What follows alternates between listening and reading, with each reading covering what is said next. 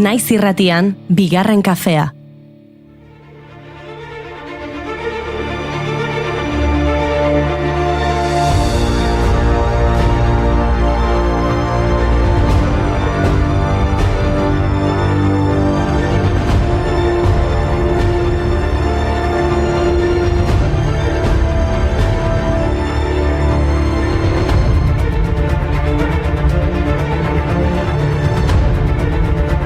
Egunon guztioi, Goiuri Mai, egunon, zer modu zaudete? Egunon, Inigo, ondo baina galdera askorekin. Egunon ekipo, hori da, zalantza asko ditugu. Zer esan nahi duzu, Ikusten, Inigo, hori ere galdera bat da. Aztuta nuen osteguna zela eta Mai datorrenean irratsaioa laugarren dimentsiora joan daitekela. Baina zenolako zalantzak eta galderak dira hoiek? Zalantza existenziala. Eta galdera garrantzitsuak, adibidez, zer esango dute gaur gure gonbidatuek? Galdera ona, Goiuri, edo zer esango duzu bi ordu hauetan? Edo nik? Edo nola hitz egingo du Inigok? Edo nola hitz egin zuen Zaratrustrak?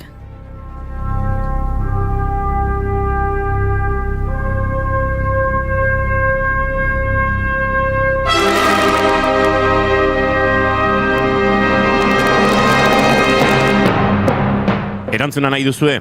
Horrela hitz egin zuen Zaratustra, also sprach Zaratrusta. Richard Strauss, konposatzaile alemaniarrak idatzi zuen olerki sinfonikoa da. Friedrich Nietzsche, filosofo eta idazle alemaniarraren izen bereko liburuan oinarrituta. Bai, eta Stanley Kubrick zine zuzendari estatubatuarrak olerki sinfoniko honen hasiera hartu zuen 2001 espazioan Odisea bat izeneko bere pelikulan sarrerako soinu bandaren zati izateko. Bai, baina hemen galdera nagusia hau da, zergatik ari gara sinfonia eta film batez hitz egiten garrantzitsuena Richard Strauss bada? Hori egia da. 1874an jaio zen Munichen Richard George Strauss musikari eta konposatzaile. Richard Straussek Gustav Mahlerrekin batera Richard Wagnerren ondorengo erromantzismo alemaniarraren loraldi berantiar apartekoa irudikatzen du. Non orkestrazioaren garapen landu eta konplexua estilo harmoniko aurreratu batekin kombinatzen den. Baina hemen beste galdera bat sortzen da. Ze gertatuko zen alemana izan beharrean frantsesa izan balitz? Espazioko Odisea bat ere konposatuko zuen? Oso interesgarria Mai, uste dut frantsesa balitz bere Odisea itsasoaren ondoraino joango zela eta bere itsasontzia Kalipso izango zela.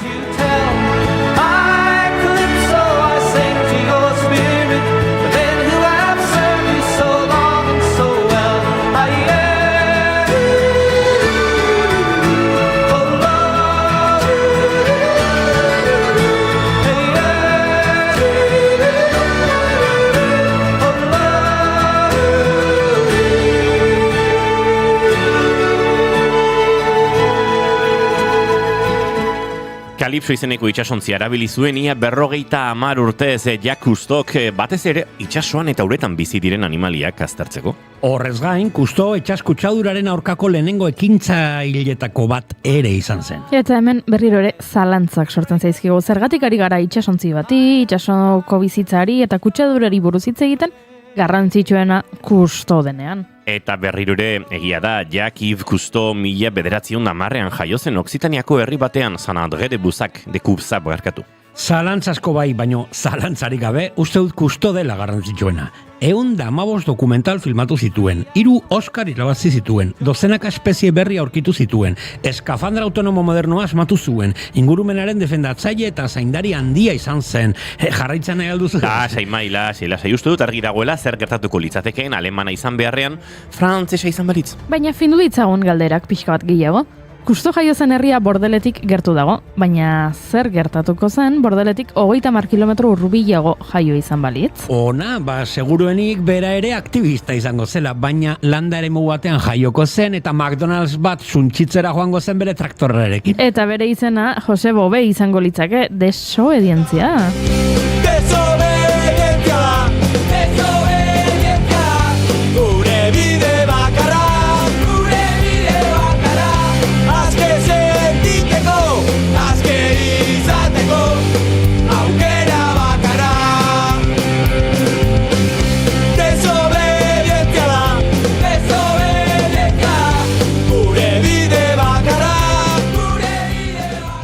1953an jaio zen Talentzen bordeletik gertu. Globalizazio alternatiboaren aldeko munduko pertsonaia ospetsuenetakoa da. Frantziako nekazari sindikalismoan hasita desobedientzia zibileko ekimenei esker lortu du ospea. Bati bat janari lasterraren azkarraren kontrakoak kontra egindakoei esker McDonald's oso buruan izan da. Nekazal politika alternatiboaren bila tokian tokiko nekazari txikien defentsan atera da beti. Nazioarteko salerosketen aldaketen aurrean aulagoa baita. Atak mugimenduaren fundatzailea ere bada. Eta Jose Bobek galdera asko eraman zituen Europako Parlamentura 2009an Europe Ecologie Les Verts alderdiko eurodiputatu hautatu ondoren. Aitortu behar dizuet, zalantzak izaten hasi naizela, galderekiko interesa nolabait pizten ari zaidala. Ikusten, jakin nahi duzu adibidez, ze gertatuko zen estatu batu edo jaio izan balitz, edo emakumea balitz? Edo... Amerikako estatu batuetako ordezkarien ganberako hautatutako lehen emakumea, kongresuko lehen emakumea, eta lehen mundu gerraren aurka bozkatu zuen 50 legegiletatik bakarra izan zen. Jarraitzen nahi duzue? Argi daukat norden, estatu batuetako emakume jaio izan balitz, Janet Rankin izango litzateke bere izena, ezta? Beira, ez esan zuen emakumea, Janet Rankin. Though it seems so long ago, I won't forget the day Jeanette said no. The bands play on as the centrified. 1880an jaio zen Janet Pickering Rankin Montanan. Ameriketako estatu batuetako ordezkarien ganberako hautatutako lehen emakumea eta kongresuko lehen emakumea izateaz gain, Janetek bizitza luzea izan zuen gizarte langile, aktivista eta bakezale gisa. Amerikako estatu batuetako kongresuan Janet izan zen gerran sartzearen aurka bozkatu zuen emakume bakarra eta bi aldiz egin zuen hori, lehen mundu gerran eta bigarrenean ere bai. Hauek izan ziren 1917an lehen mundu gerran sartzeko bozketaren aurretik emandako hitzak. Nire herrialdearekin egon nahi dut, baina ezin dut gerraren alde bozkatu. Nire botoa ez da. Eta horrela adierazi zuen 1951an. Emakume gisa ezin naiz gerrara joan, eta inor bidaltzeari uko egiten diot. Nire botoa ez da. Zalantza guzti honek mendekotasuna sortzen du, zer gertatuko litzateke emakume hori Euskal Herrian jaio izan balitz? Aitzindari izango litzakela. Bai, ziurrenik Zaldibarren jaioko zen eta arte eszenikoen pertsonaia garrantzitsua izango zen. Noski, eta berizena Felisa Areito aurtena izango litzateke, ezta? Felisa Areito aurtena González de Txabarri 1904an jaio zen Zaldibarren, Goierri auzoko goiko etxea baserrian hain justu. Felisa antzerkizalea zen eta gaztea zela Ramon Laborda Donostiar tenoreak sortutako Pospolina aurtaldeko partaidea izan zen. Aurrerago Toribio Altzagak zuzentzen zuen Euskal Etxeko antzerkian ibili izan, gerora Donostiako udalaren ekimenez deklamazio eskola gisa Euskal Hiztundea izena hartuko zuena. Altzagaren eskutik taularatuko zen Felisa estreineko aldiz, 14 urteko neskatua zela, 1920 urtea zen. Pierre Lotinen Ramuntxo lanarekin arrakasta handia lortu zuen. Antzezle ibilbidean zehar Gregorio Beorlegi, Jose Egileor, Antonio Etxeberria edota Donato Uartetxea taldekide izango zituen. Elkarrekin Shakespearen Macbeth eta Molière Laber antzestuko zuten hainbat bider. Herrietako festetara joaten ziren emanaldiak egitera Bergara, Oñati, Arrasate, Eibar, beti arrakastatxua. Eta diote antzerkiko lagunek Maria Guerrero deitzen ziotela aktore ona zelako. Estali dugu egia dena sinetxi arte geure bizitzaien antzerkia guztiz lokartuta gaude. Galderak zein liragarria den galderen mundua. Badakizue, ies egin nahi duen norbaitek bere buruari galdera asko egingote lizkioken galdetzen diot nik nire buruari. Zalantzari gabe, Frank Morrisek eta Clarence eta John Anglin anaiek galdera asko egin zizkioten beren buruari ies egin aurretik. Egia, 1962an, egun honetan Alcatraz espetxetik preso hauen iesaldi historikoa gertatu zen. Pentsa ezazu zenbat galdera eta erantzun behar diren egunero ziega hormako barrak kendu eta berriro jartzeko, manikiak egiteko zaindariak lo daudela pentsarazteko. Edo aireztapen odiak ikertzeko, itxasgarrizko euri jakazatiak erabiliz puzgarri bat egiteko, akordeoi baten auspoarekin ontzia puzteko sistema bat asmatzeko. Orain ulertzen du zergatik itxi zuten Alcatraz ies egin eta urte betera. Alcatraz. We don't need that plastic jazz. Give us the island the way it was when the Indians had their day. Who needs an Astrodome in San Francisco Bay? Sad rock, cruel wrong to the souls of men. Must it be a painted god from the 5 and 10? Miserable. Beraz, Alcatrazetik ies egiteko itsasargizko eurilaka zatiekin egindako ontzia akordeoi baten auspoarekin poztu zuten. Akordeoi bat kartzelan edukitza erantzunen itsasoa izan behar da. Akaso artea betidanik bizi izan da galderen eta erantzunen arteko espazio imaginario horretan, batez ere musika. Beraz, galderen eta erantzunen artean sortzen diren olatuen gainean ibiltzeko musikari bikain bati buruz hitz egin dezagun. A ber, surfa eta musika, Beach Boys taldeko sortzaile bakarrik izan daiteke. Mr. Brian Wilson! Come on a safari with me. Come on a safari with me. Early in the morning we'll be starting out. Some honeys will be coming along. Urte bete igarota Brian Wilson Beach Boys taldeko sortzaile hiltzenetik. Brian abestien egilea, abeslaria, ekoizlea, basuaren jotzailea, teklatuaren jotzailea eta taldeko burua izan zen. Bueno, uste dut ziurtasunen unea iritsi dela, ezta? Ziur nago gorko gonbidatuak nortzuk diren badakizuela. Noski, seguro, Eneko Mundarain eta Urtzi Gorostiaga etorriko direla. Atango Gentil Baratza elkarteak aurtengo mitoaldiaren ediziorako programa osoa prestatu dut dagoeneko eta aurkeztuko digute. Eta seguro pelilekuan aurrepelera iritsiko dela eta bertatik kontatuko digula Euskaltzaleon martxari buruz jakin beharrezko guztia. Eta ziur zinemaldia zarituko garela. Gaurtik hasita 100 egun falta dira Donostiako zinema jaialdiari hasiera emateko. Aizue, azken galdera bat egin dezaket? Noski! Hasiko gara edo zer? Ez kezkatu zalantza ekaitz bat baduzu buruan. Galdera ikurra ezagutzaren aterki bat da. Egunon ez ezagunaren surflario kekainak 11 ditu gaur, eta osteguna da ongitorri guztioi, bigarren kafera, naiz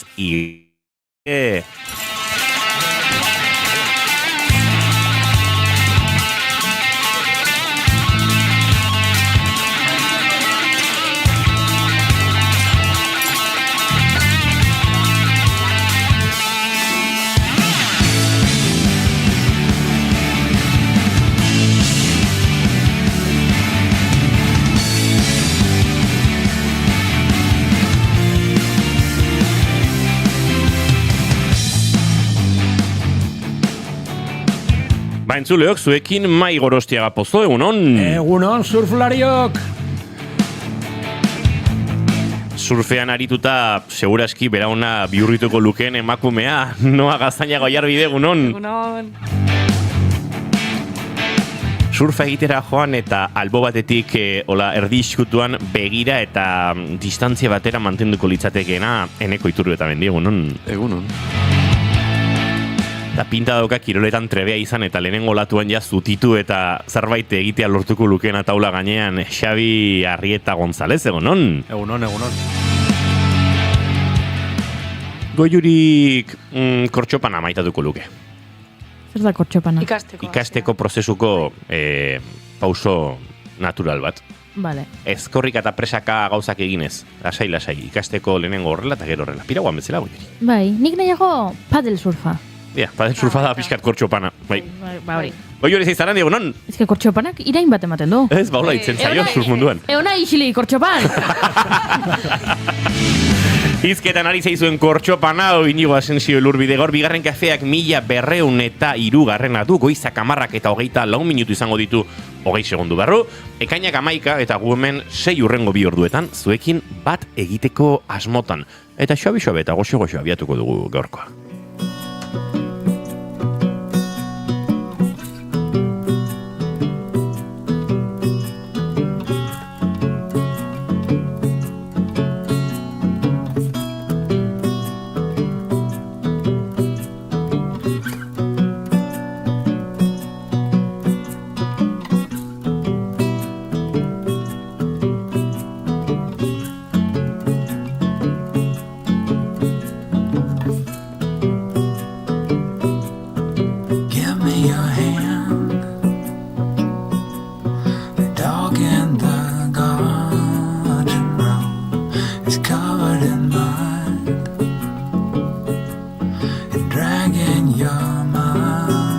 windows closed, cinder and smoke.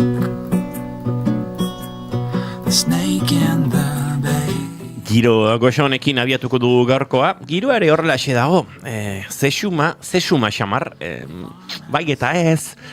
Fresko eta eraberean ez otzeegi, euski aterako te den esperantza eta euri egingo te duen arriskua. Zalantzaz betea, eguna. Mai Gorostiaga, zina zure maite duta. Zalantzaz beteko eguna, alaxe da. Kaldera maite ditut. Ze polita be koreografia, Zein artean, gusta ez zaite movida hori. Gaur bereziki ondo atera da gainera, Bai. Beti ateratzen da ondo. A ber, zuk altxaulki hori, Liliputin skalakoa, badirudi enekok 1,37 m neurtzen duela. Gutxi gora bera, bai. Zi, hor zuloan sartuta.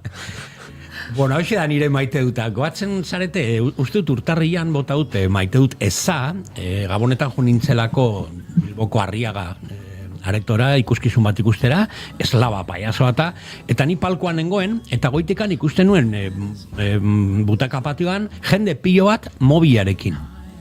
Jende pilo bat mugikorrarekin, baino, ez argazki kateatzen, baizik ez da hor txateatzen, edo euskalo zerbait bilatzen, eta, bueno, maite du zer, eza galanta bota nuen urtarrian. Gaur nator maite duta guztiz kontrakoarekin. Iganden egon nintzen Soriako herri txiki batean, Martialai, txikia, uste dut 30 biztan lehitu besteik ez, eta horko tabernan zegoen kontzertu bat, Kardelina, kantautore Soriana, nik asko maite dut Kardelina, eta sorpresaz jo nintzen ikustea. Han bildu ginen, ezakit, 80 lagun batola, 100 gehienez, terraza polit bat, belardi bat, kontzertua orduta laurdenola, eta ninengoen atzeko txoko batean, belardin, beraz, publiko osoan nire aurrean zegoen, guztia ikusten nuen. Etzan atera ez da mobil bat kontzertu osoan, ez da bat, ez argazkik atatzeko, ez deitzeko, eta ez ezertako. Eta ni flipatzen denok gozatzen musikarekin, herri txiki batean, terraza paradiso bat bezalakoa, hor denok sartuta kontzertuan, oso intimoa, oso polita, eta bai bukaeran, txaloketa gero eta bisak eta gero eta hori, bai ikustezan, porque nire buruan zatzen igual koberturarik ez dau. Baina ez zala asunto hori. Zala kontzertua bukaeran errespetuz, hasi ziren ateratzen, mezuak behidatzen, edo insta, edo euskalo zergatik, ez? Bai, maite dut izugarri horrelako errespetua dagoenean artistekin. Eta batez ere, herri txiki batean, 30 bizalitu herri txiki baten, zer errespetu zoragarria artista batentzat, eta hoxe, utzi ordu terdi sakelako telefonoa hor gordeta, eta gero erabiliko duzu, gora kultura errespetuz.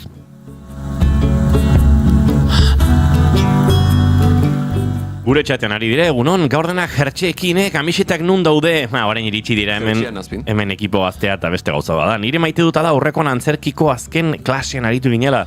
Eta irratian bezala, irratxoio bat egin genuen, ni aurkezle, laister ataun irratian entzungo da, azkena eta adi urrengo urten saio berria dator sareetara. Dantza 100, egia da gaur, merezi dugula 100 bate, oso txukune joan da. Bueno, noa kamiseta urdina, horrela bai, iroltzaie etorri da noa.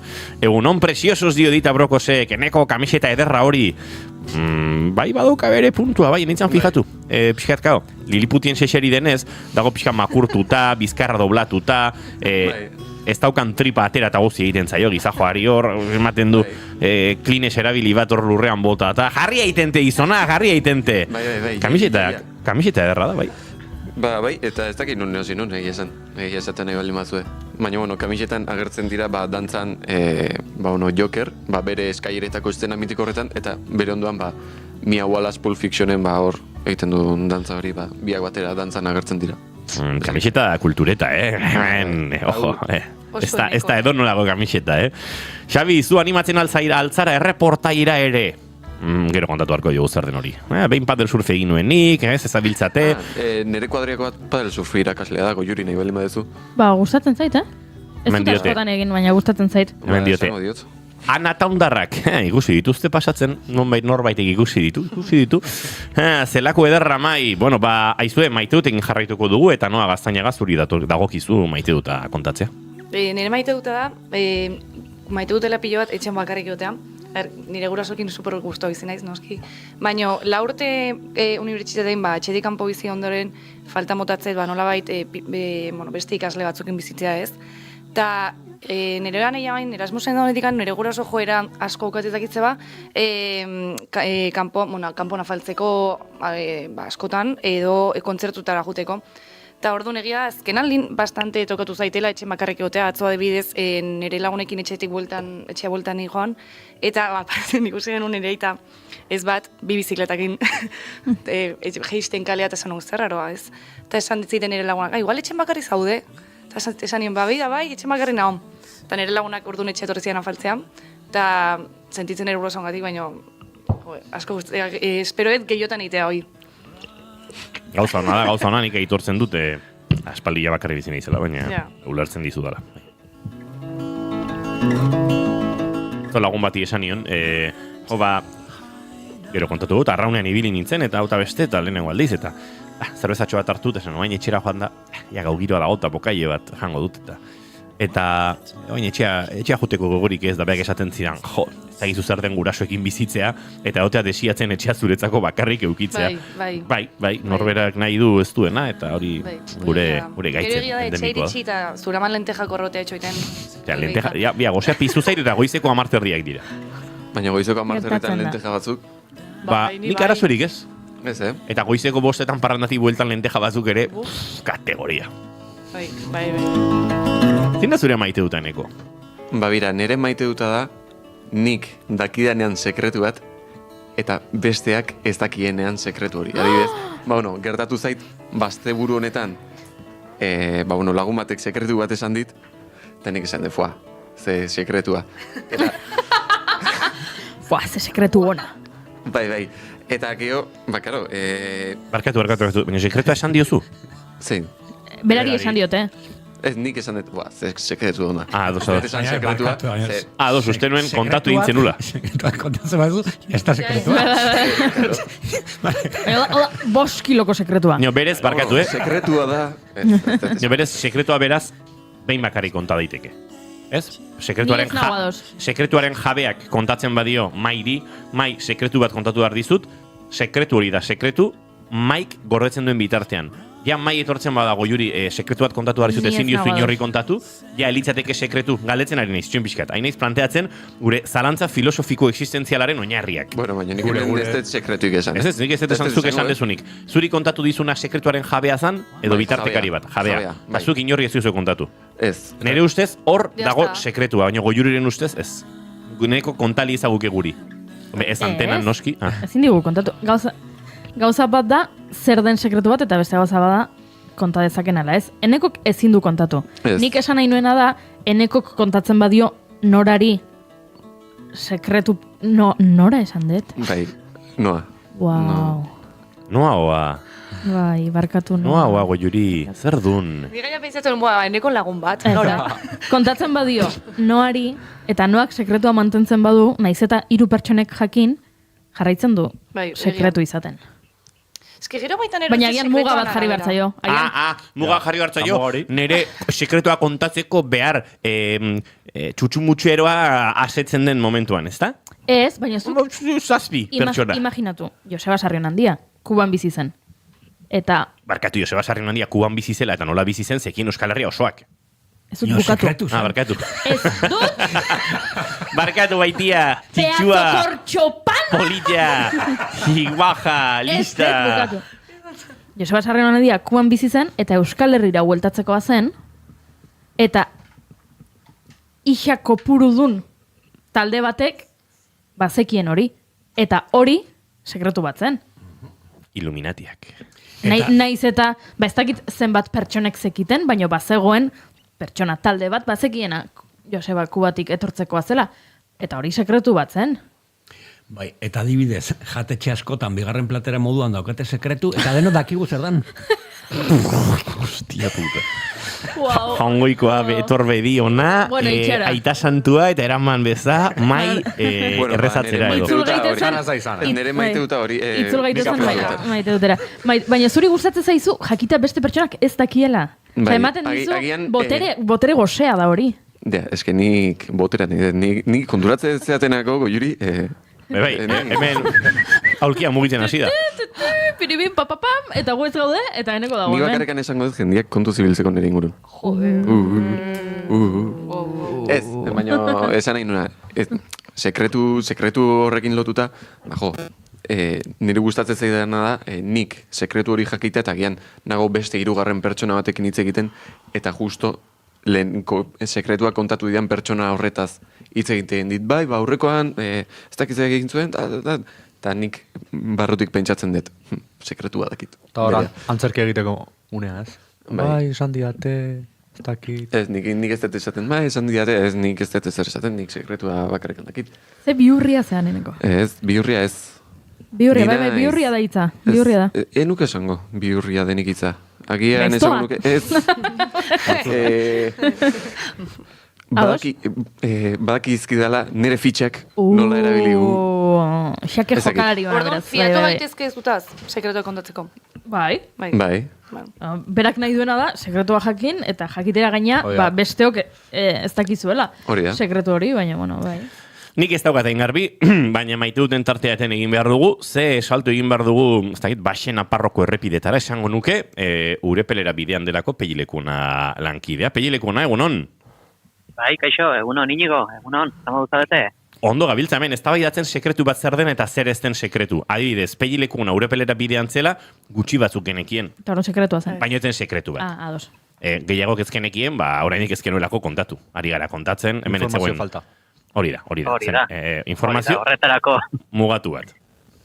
horretarako dugu konexio hau eta esango dugu badela garaia. Bueno, eta honeko ekimenaren antolatzaiek publiko egin zuten Gazte Euskaltzalen sareak martxa egingo zuela eta horretara bidean nago. Hain zuzen autobus hartu dugu Donostian goiz honetan eta Urepelen bertan arte irtengo den martxara goaz, 11 kaldera alduko gera, une honetan baigorri utzi eta ja dagoeneko aldudeko baiaran sartu berri gara, eta esan beharra dena da, denok badakigun larun bat honetan burutuko den Euskaltzalen martxaren atariko, gaur abiatuko dela Gazte Euskaltzalen sareak antolatu duen Urepele eta Iruña arteko martxa, zazki 3 eguneko etapa izango da, eta gaurkoan harrera eta irtera eguna izango da, 11:30 Urepeleko herrian, horre izango da harrera, bertatikan goruntz joko dugu, Horreagak aldera, eta bertatikan arratsalde partean, 7:30 aldera Auritzera heltzeko. Aizu, nolabait martxaren mugarria, Pelli, Iruñan izango da, ekainaren 13an, larun bat honetan, baina ara izango den bideo horretan nolabait, aldarrikapen hau, mobilizazio masibo hau, indartu, doitu eta osatu egin nahi da, eta zuk bideo hori, bideo horren, bide lagun edo ere izango zara, gaurtik igandera aruntzazoaz beraz.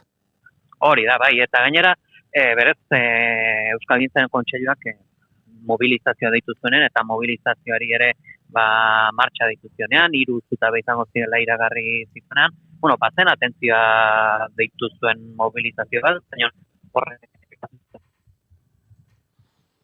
Badirudi galtzen ari garela Pelli, aldudeko baiara ederra da oso, ez dakite, ziur entzule guztien artean badirela batzuk aldudeko baiara ezagutzen ez dutenak, baina gonbidapenare bota behar dizuegu baiar hori behar bezala gozatzeko. Aipatu du Pellik, baigorrin dela, nolabait izpegi alde batean utzi hori izango litzateke, errepidaren orantzan eskuinetara geratuko litzateken mendia edo, Donibane Garazi ezkerretara, eta han baiaran barrena sartuta, banka, aldude, Urepel, oso lurralde ederretan murgiltzen zara, baina kobertura estaldura pixka bat justuagokoa da, eta tira, saiatuko gara segituan Pellilekunarekin konexio hau berreskuratzen, baina esandakoa, estaldurak arazoak proposatu dizkigu. Hainbat aldarrikapen egin ditu Euskaltzaleon martxak eta martxa hau deitu duten eragileek, eta tartean ofizialtasun osoa jauzia hizkuntza politiketan eta Euskaltzaletasuna. Eta nolabait zutabe bakoitzak, martxa horretan izango diren 3 zutabeetako bakoitzak, pizkundi hortarako ezinbestekoak diren 3 oinarri edo ordezkatuko dituzte. 3 oinarritako bana, esan da bezala, zutabe batek ordezkatuko luke ofizialtasun osoa, besteak jauzia hizkuntza politiketan, eta azkenekoz Euskal zaletasuna. Uste Pellilekunarekin berreskuratu dugula konexioa. Pelli, egunon? Bai, egunon, orain bai, badirudi arazak dauzkola hemen errepidean, errobi baiaren paretikoaz eta zuloan, eta ez dakit osongi entzuten den, edo, irtoi ondo entzuten zaituz. Entzuten zaitu zoragarri, momentu batean moztu eginda, eta ari nintzen aipatzen, errobi ondoko baiara hori ez, banka aldude urepel, bai gorriatzean uzten ari zareten horretan, ze errepide eta ze baiara, ze inguru ederra den, handik dabilena, baina eraberean esan beharra dugu, estaldura ainainona ere, ez dela tarteka, eta horrekin bizi beharko dugu horrengo minutu betan. Ari zinen aipatzen bideo hori egingo duzula, nik aipatzen nuen 3 zutabe badirela, Pelli, eta zutabe bakoitzak nolabait aldarrikatzen ari garen, pizkunde hortarako oinarritako bana ordezkatuko duela. Badagoela nolabait, ardura horiek banatu eta Iruñan bat egin dezaten nolabait autu bat egin dela. Bai, horixe bera, eta gainera, aipatzen bilena zen, hemen, Euskatzen Esariak antolaturiko martxan, seguraski hemengo askok dutela ezagutuko, eta ni neuk ere ez dut bizi garaile batean egiten ziren gilen martxa, edo zabain. Berriz ere ari gara galtzen Pelli leku ona. Uste dut utzi beharko dugula Pelli bere bidea egiten, iristen behar bezala urepelera, eta behinan dagoela, eta kokatuta dagoela saioaren amaieran hori zen asmoa, lasaiago aztertzea. Euskal Zaleon martxa honek eskaintzeko duena. Pelli lekuona agortu egingo dugu esan da bezala, kostatzen ari zaigu eta bera entzutea, Pelli, eta gerora saioaren amaieran, eta behin urepelen kokatuta zaudela, lasaiago egingo dugu itzordua. Oso ondo, egiteko. Eskerrik asko eta bidaia gozatu ederra da, eta Pelli lekuona urepelera bidean, esan da bezala estaldura horre dantzan, aipatu dugu errobi ibaia, oraintxe, dena ondo esaten hasita errobi ibaia alde batera geratzen ari da, eta urepele ibaian barrena doa errepidea, gero, errobi ibaiari urak ematen dizkion ibaia, baina errobi, etorri, Donibane Garazi gainetik dator, esteren zubiko arroian barrena, eta oso espazio ederretan, egunen batean, bigarren kafekoak piraguan ibiltzera itxasora beharrean, xoabe, igual esteren zubiko kainoira joan beharko dugu, Xabi? Ez da plantxarra, Ez da plantxarra. Xabi animatu egiten da, gero, ito edo ez beste kontu bat izango da. Eneko bere maiteutarekin ari zen, eta hemen ari ginen, nolabait, sekretuaren giroan. Bide batez, Julen Goikoetxe Begozok mai txalotu egin du. Zure txistea. Betiko, eske Julen eta bio daukagu mora oso. Ondo Gorostiaga, eskerrik asko dio. Mila esker zuri, Julen. Maite duten tarte honekin aurrera eginda, zera, Xabi, zure maite duten entzun beharko dugu? Bai, dik permiso eskatukoet, gaur FIFA jarriko naiz. Ara? Gutxitan jartzen naiz. Munduko kopaz hitz egin behar diguzu? Bai, gaur hasten da etapa bat, non edozein partidak balio dizuen. Edozein? Edozein. Haiti... Bai. Igual diola. Komoros. Bai, ez dakit Komoroseko selekzioak parte hartzen duen, baina... Baina bai. Bai. Horietako zara. Baina gainera, Zimbabue, Vietnam. Baina aurten ordutegiekin nahiko kaskarrez, ze aurten Mexiko, Kanada eta Estatu Batuek hartu dituzte... Goizean alda ikusi. Bueno, goizean ez. Baina, txain, adibidez, goizeko 3etan ez nahi egongo zara partida bat ikusten? Urrengo egunean. Baina orduan, urrengo egunen emaitzaia... Ez da sartu behar, mogian. Sekretua, berriro ere hemen, sekretuen gaia, Bueno, gozatu fifetasuna. Osteguna, Tolosan pintxopotea, bederatzen da partidua. Abisua pasako etxean, ez detela afalduko. Eta hemen abisua pasadezu... Eta horrek izan nahi du, kalean ikusiko duzula. Bai, lagunekin, plana... Gainera... Norbaitek proposatu du. Gainera bihar The Original bigarren kafea gaude. Segure pioloak bihar ez daude. Ez daude? Ze ba? Bihar ez daude, baten graduazioa dela beste ostiraletan ez dagoela eta Xabik jai eskatu zuen? Ez eskatu. Xabik, ari nintzen? Kriston kablea botatzen? Den aurreraka. Barkatu, lehenengo notizia daukat, honek... Ni de cara. Gaur goizean aritu gara hemen izketan. Bai, egia. Xabi aritu esaten, niri gaur gustatuko litzaidak parranda egite, baina ezingo dut, bihar lanera etorri behar dut. Alperrizko marra. Ez dakit zer, eta nik esan dut, botako diote esku bat, muti honi. Alar eskertzen da, Baina, ikusten den, nola eskertzen dezun. Egit kable bat edo esku bat botatzeren artean, zin guztu zaian gutxiago. Baina, lagundu egin. Lagundu egin izan, hori bai. Noa, bihar ez zaude beraz. Baina esango du esan duela. Bai, esan du. Baina niri ez dit inor jakinarazi. Nola ez, Inigo. Atzo bertan galdetu nuen, aber noiz bukatze zuen karrera, eta zuen esan 2 gradozia daukat, bai? Guain dela aste ez tegitzen bat aste. Zanizun jarraituko, baina kontun hartu urrengo asteen... Barkatu, hau da, momentu hau da, zure anaiari, edo zure arrebari, edo zure nebari, edo zure aizpari, edo dagokionari, esaten dio zurean bezala, lagundu jazu gurasoak engainatzen bihar paraman ateratzeko. Ego juri zure maite dut, ben, hauazen aurrera. Ata ondarrak zai dauzkagu, eta behan du ingo zeigu. Baina ez da horrela izan, benetan noak aipotu zuen hori. Entzuleok trampetan ari zaizkit, baina tira. Nere maite duta da jende gaztea laguntza. Hortan utziko dugu. Bueno, nik maite dut ere bixi egingo dut. Atzo arraunean aritu nintzen, lehenengoz.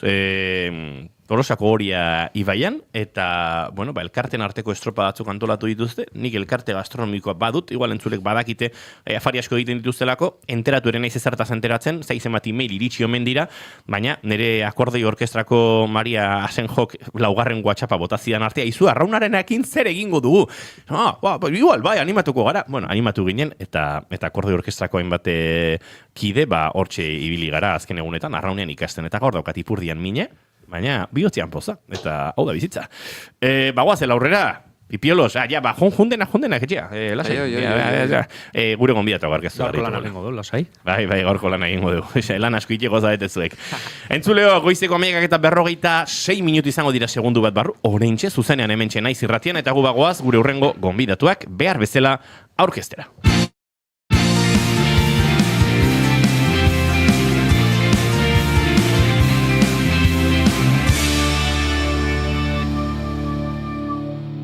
Bigarrenak ez direlako beti okerragoak. Bigarren kafea. Aizu, baltzenekien oraindik ere hipoteka gastuak erreklamatu daitezkeela? Etxe bizitza bat erosteko hipoteka bat sinatu bazenuen 1985ko urtarrila eta 2019ko ekainaren artean, jar zaitez gurekin harremanetan eta erreklamatu alizateko behar duzun dokumentazioa zein den esango dizugu. Informa zaitez konpromisorik gabe. Emma abokatuak, 611-411-868.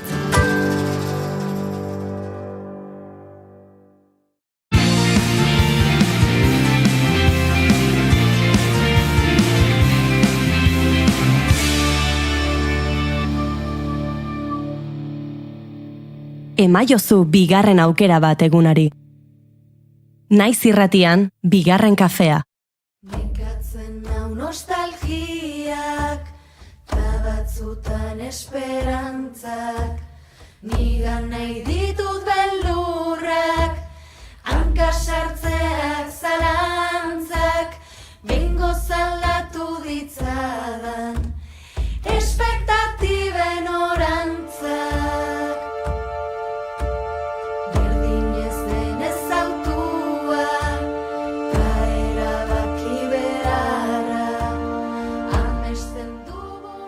Kondairak ingurunea ulertzeko tresna izan dira beti. Beste azalpenak falta zirenean, bakoitzak bere burua lasaitzeko edo ernetzeko erabili izan dira. Eta Taungo mendiko bazulo eta trikuarriak kokaleku ezin hobea dira kondaira horientzako. Baina adi, kondairak ez dira soilik iraganeko altxorrak, gaur egun ere bizirik daude. Belaunaldi transmititzen diren istorio, pertsonaia eta simboloen bidez. Eta hori ospatzeko eta zabaltzeko sortu zen mitoaldia. Ataun euskal mitologiaren bihotzean egiten den jaialdia. Aurten berriz ere, Gentien Baratza elkarteak egitarau oparoa prestatu du, tradizio eta sormena uztartuz. Gaur, mitoaldia 2026-ren barrunbeetara sartuko gara, antolatzaien eskutik, ongi etorri eneko amundarain eta urtzi gorostiaga. Mi esker. Egunon. Bueno, dena prest. Hori lehenengo galdera. Dena prest dago edizio honetarako? Bai, ja, egan gaude ja. Aldan guztia behintzat bai.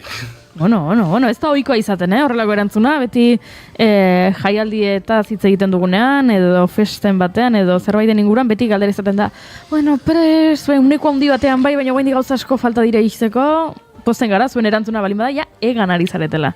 Gustatzen zait, mai, zuri... Bada, izugarri maite dut ataun askotan aipatu dut hemen, eta uste dut herri horren izena askotan agertzen dela hemen gure Asko, bai. Ipuinak mitologia eta horrelako gauzei buruz hitz egiten dugunean, ez dakit bi ataun darri, Ze gertatzen da, eta honen badakigu barandiaren eta ze hori, baino nola da posible ume guztik ezagutzea gure kulturaren, gure mitologiaren pertsonaje guztik, nola zergatik zaudeten mitologiaz blai urtean zehar? Bueno, lehenoko gazteek esan duen bezala gurea ez deulako sekretu gelditu nahi. Eta gure lanetako bat horixe da, ezta?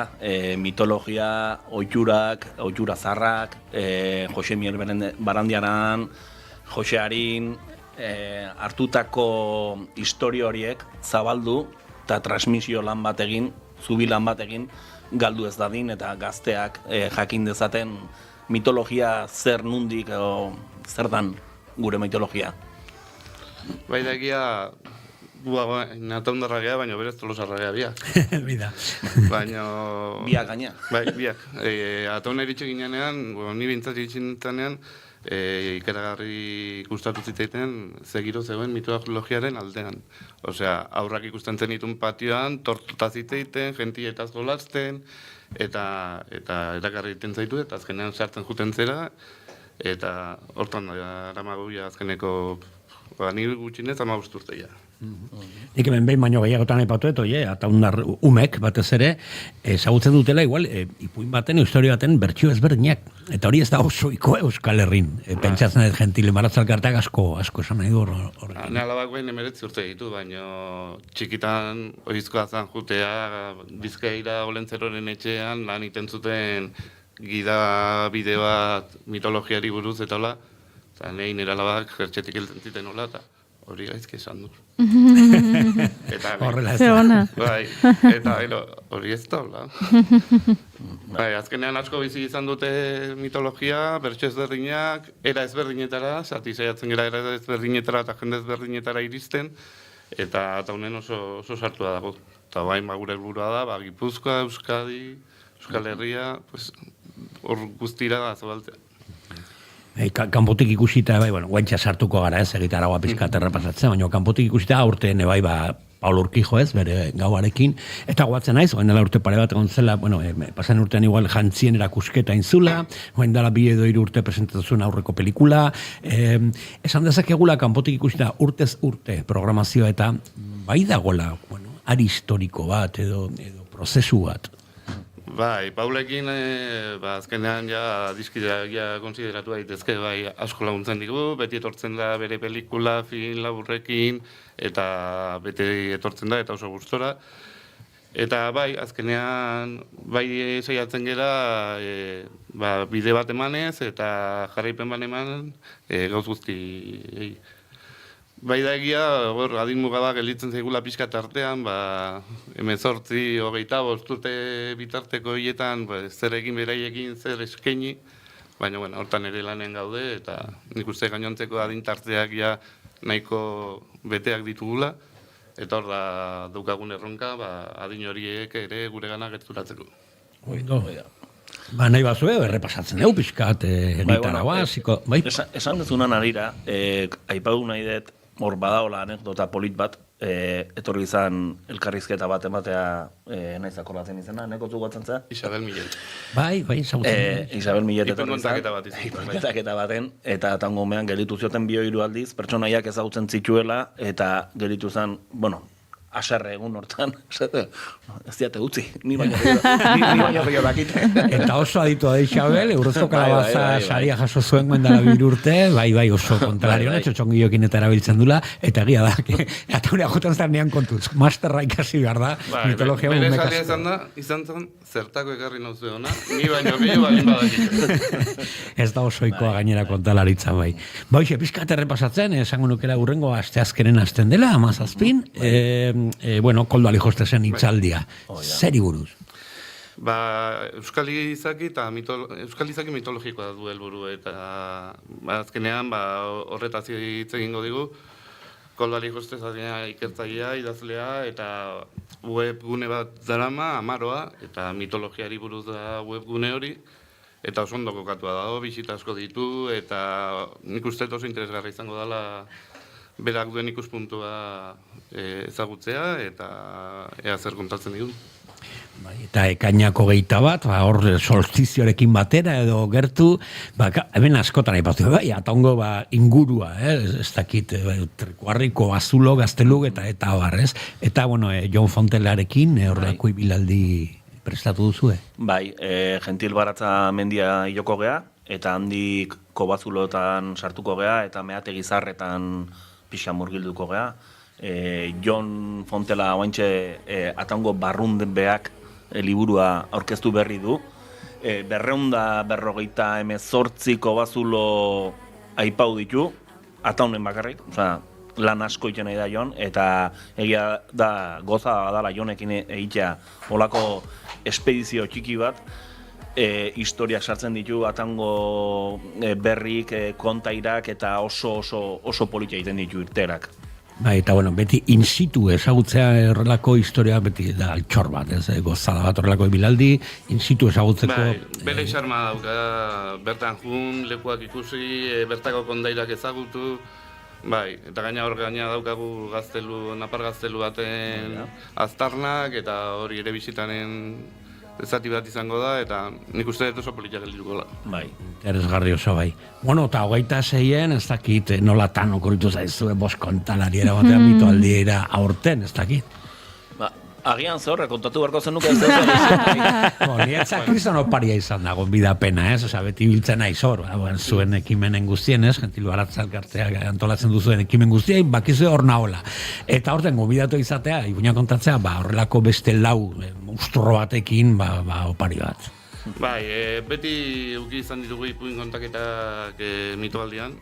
Normalean gure ipuin kontalariak egiten du, Maitan Aizpuruak, baina aurten erabaki genuen kanpoko ipuin kontalari ere aukera bat ematea, eta beste histori batzuk, beste ikuspuntu batzuk ematea, eta ordean gure ipuin kontaketak udazkenera pasa ditugu, eta eskurtu dugu hori. Bost ipuin, bost kontalari, eta tartean zu. Polita gainera, belaunaldi desberdinetako kontalariak direla, ez? Pentsatzen dut, Isabel Agirre kontalaritzan hasi zenean, Irati Marin jaio gabe zegoen, adibidez. Seguro. Hori ere interesgarria, horrek ematen dio, erakargarritasun puntu bat. Saiatu gara kolore ezberdinak, herrialde ezberdinetako, aipatutakoa Isabel Agirre Sarobe, Amaia Elizagoien bastandarra, Iñaki Carretero, Maturana, Ineu Tolosatik, eta Irati Gaztea, eta hoixe, eta oso ezaguna, eta umekin ondo konektatzen dula, eta nik rikitan noain ez dut inoiz ikusi ere Ipuina kontatzen, eta holtza konpartitzen, opari bat ere. Bandeko kesoan duen bezala gaina oso politia da toki desberdinetan, ez? Aipatu dituzun herrialde desberdinetan mitologia zein dan. Akordatzen naiz, Kalabazan, Ahoz-ahoko lehiaketan, bigarren urtean, Isabelek esan zidan, ipui hori ni beste erabatea ezagutzen nuen. Ipui mitologikoa zen, etxainaren adina, eta beak diferente kontatzen zuen. Eta bi kalabi politek. Askotan gertatzen da ez. Eta bizka lotzen ataun eta Ahoz-ahoe bai, Pili Eskixabelek, ekarri zuen ipuin bat, bere aitona kontatuka zut ondoan, garai hartan horrelako abestitxo batekin, eta oizala, paperetan ez zen agertzen altxor historiko bat, ez? Denok flipatuta gelditu ginen. Ataunen gertatzen dira gauza hau. Altxor asko daude ataunen, eta poliki hor ateratzen zuten gera, oro saiatzen gera behintzat. Ekainako 27, iristen da beste, aipatu dugu, Paul Urquijo etorriko da berriro, Gaua filma estrenan. Estrenatuta dago, ikusita dago, baino beti zuzenean berarekin berak aurkeztuta, eta bukaeran forotxo bat sortzen bada, ez dakit. Aurten Iñaki Iraztorperekin etorriko da, aktorarekin, eta biak egingo dute solasaldia pelikularen amaieran, eta oain arte, Gaua pelikula ikusi ez den bezala ikusiko dugu. Zezari txuri beltzean bota behar du. Así que bai da estreño bat. Eta ez dakit. Paulei asko gustatzen zaio txuri beltzean filmatzea eta nik ikusteko aukera izan dut txuri beltzean, eta niretzako beste toke bat ematen dio. Beste toke eta beraiekan egotea, beti da gozada bat entzutera, behaiek, gauza nora egiten dituzten, zergatik egiten dituzten, oso interesgarri dutzen zain. Zoragarri apuntatuta nire agendan. Uztaiak labeagoaz, beste ibilaldi bat, gentiak eta otxoak joan izpuru arrondorekin, eta, ai auzoan, pentsatzen dut. Bai, ai auzoan izango da, aiako festan barrun programazion sartu deu, Jon Aizpurua ezautuko dezue, Euskadi Irratiko esatari oia, Barandiaranen ikasle amorratu bat, eta, gure taldeko kidea ere bada, eta, beak emango du hitzalditxo bat, bere ikuspuntutik, eta, atondik, atona. Eta otxoi buruz, beti interesgarria ere. Otxoak eta jentiak, hori da. Eta, bukatzeko gure, ez dakit nola esan hau, ez? Ibilaldi mitologikoa, nik badaki sarrerak agortzen direla tita baten urtero. Ni nahi zartu una sarrerena, eta... Hemen bena ipatu genuen, zetak, porque justo, atera zala... Mitoaro eta mitoaldia, pixat parean soldaut bihurtzen diren emanaldiak, ez da? Agortzen direla orduetan, ez? Orduak ez dute irauten, azkeneko gau ibilaldia, 20 minutuan, sarrera guztiak desagertu egin ziren. Eneko egun pare barenago jakea atatzen nahi. Ni zerdiak botatzen ditut egun horretan, bai. Eman dezagun entzule batek ez dakila zer da, gentilen gauei belaldi mitologiko hori, eta bize, azkenean egiten duguna da, bi urtez behin Atongo herri bide zaharrean, San Gregorio auzotik San Martin auzoa, kokalegu ezberdinetan antzerkiak egiten dira, denak historia baten barruan, denak Atonen jasotako historiak edo mitologiarekin zerikusia duten historiak txertatuta egoten dira. Eta hori, bide bat, jutentzala erdia egunez, erdia gauez, sorpresaz betea, personaje mitologikoz betea, eta magia izugarriarekin. Ni egondako naiz, pare bat hiru aldiz, eta esan beharret, azten zara, lehenengo txandan behintzat, azten zara egunez, eta bidea erdian azten dela gaua erortzen zure barruan, eta personajek agertzen dira gauekok, bapatean aldatzen da dena, eta ez daki sentitzen du gorputzean como que bidai bat egiten duzula, aintzina. Eta gainera bidean zehar aukazu, ez dakit, Gipuzkoako errota zarrenetako bat, edo Barandiaren jaiotzen etxia. Ez dakit, zer gehiago eskatu horrelako aventura bati ez? Aukera ematen digu gaina, errota zarra ikustea, zerrategia ere bai, zerrategik oso gutxi daude bain Euskal Herrian noendik martxan dabiltzana, eta gero Jose Miguelen jaio zan etxean, horra aprobetsatzen dugu egiteko bere biziko historiotxo bat kontatzen dugu beti, eta gero bera jaio zan Sara etxeare bai, lehioak irikita eta barrunbeak ikusteko aukera egoten da, eta bea bertan paseatzen ere ikusteko aukera izaten dugu. Eta hau azpimarratu behar da, edizio guztitan historio berri bat, historio zart berri bat, hau, esan behar da ere, izugarrizko lana atzetik dokumentazioa, adaptazioa, egun edo ez dakizen bat aktoreo partaide herri guztia implikatzen dela, zelako lana. Bai, azkenean zuzendaritzan, 15 pertsona gaude urte guztian lanean, ez dugunekin bakarri, baina gauza askorekin, gau ibilaldiari 6 hilabete gutxinez ematen dizkigu, eta gero egunean bertan, 200 lagun herritar, bolondrez, denetako prez, trafikoa zaindu, autobusetan ikusleak sartu, mokadutxoa eman, herriko bolondrezik gabe, guztiz ezinezko izango zen horrelako ekintza bat egitea. Kontutan eukitzekoa da, beti aipatzen dugu ez da, gehala herri txiki bat, 1600 biztan lehingurun, eta 200 pertsonak parte hartzen dute hori aurrera atatzeko. 40 aktore, eneko esan duen bezala taldekideek mogimendu lanak itxeko jantzimendua, gaina saiatzen gea asko behintzat guk geu sortzen, eskulana asko dagore bai, eta hori kontutan eukitzekoa eta eskertzekoa herri guztiari. Eszenografik, atretzok, ez dakit ni beste urtetan, eren zugeren gaztelun bat, edo ez dakit zateinetatik, eta supererreala, umek flipatzen, ez dakit oso txango familiar bat egiteko modukoa, esango nukela, aparta. Zer esan dezakegu aurtengo gidoiari buruz, edo sekretua da, jake gaur sekretuekin gaude. Sekretua da, gutxi batzuk dakigun sekretua da, baina sekretua da. Batez ere gidoilariak bestela akatu egiten gaitu, osea que... Sekretua baino gehiago, ez zaidugu asko, ez gaude aurrez zeuz esatearen alde, misterio puntu hori eukitzeko. Zuk esan dezun bezala, ez? Guazen entzulea jartzea pixkat situazion. Mendibide bat, erreka, eta pasa daiteken guztia pasa daiela. Ilunpea, zuhaitzak, eta atera dezaken pertsona guztik. Nik hain ezin de ibilbidea egin, lehen ibilbidea egiten nuen, argazki atertzen ibiltzen izan bat, eta beste bain beste arduratzut ditut. Eta ibilbidea egiten nuenean, gehiena gustatzen zitzaiten zen, aurrai entzutea amari. Ama, guazen poliki-poliki, aber zer ikusiko dugu. Misterio puntu hori, inozentzi puntu hori oso politia da. Eta hori saiatzen gara mantentzen, orduan spoilerrik ez dugu egiten.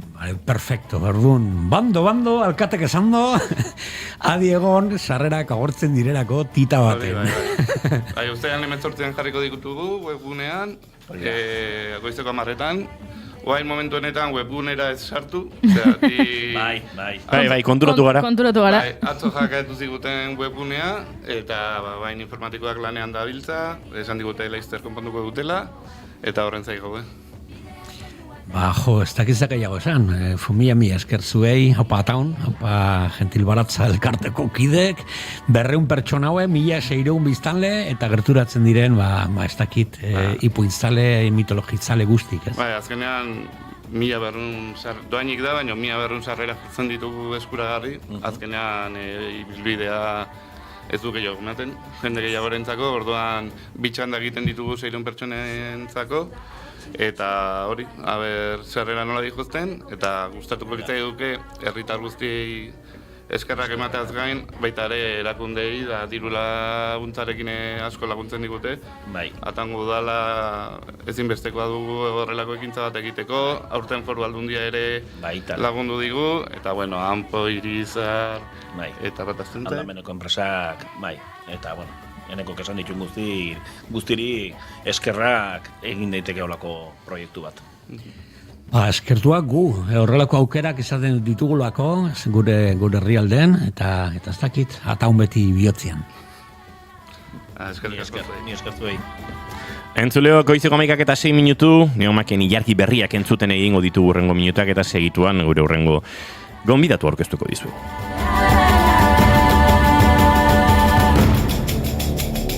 Sua maite dugu akelarren beroan, emekin dartxu luzakarren goxoan, bideak doinuak daramatzagu kolkoan, ilargi berriak lagunzarren ondoan, bideak doinuak daramatzagu kolkoan, ilargi berriak lagunzarren ondoan.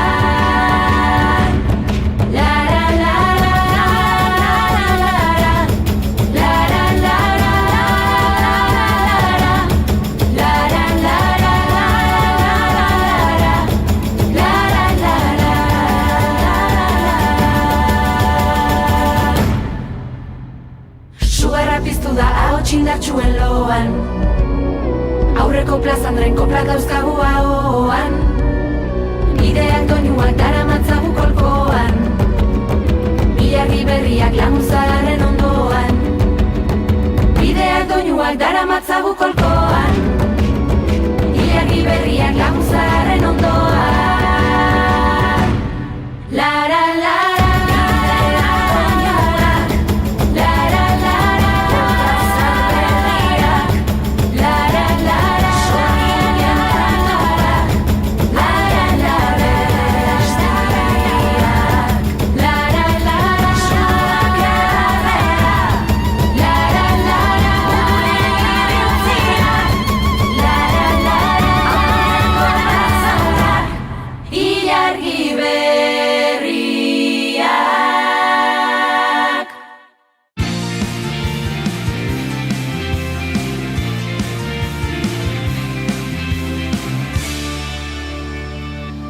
Bigarrenak ez direlako beti okerragoak, Bigarren kafea.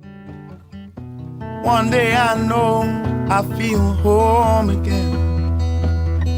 Wrong again, wrong again. One day I know I'm strong again. Lift my head.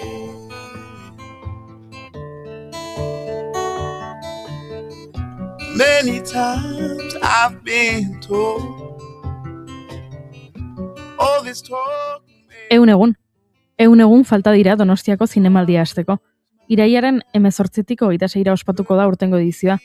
Baina udako oporrak eta herriko festak tarteko askori urruti dagoela irudituko zaie. Ez ordea, zinemaldian lanean ari direnei. Look behind, moving on.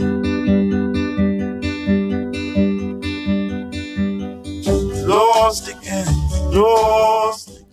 Zer gertatzen da ehun egun hauetan? Noiz hasten dira iristen lehen gonbidatuak? Ze erabaki hartzen dira orain eta zein daude itxita duela hilabete batzuetatik ona? Gaur, normalean ezkutuan egoten den makineria horri begiratu nahi diogu. Eta horretarako Joxan Fernandez, Donostiako zinemaldiko zuzendaritza batzordeko kidea etorri zaigo.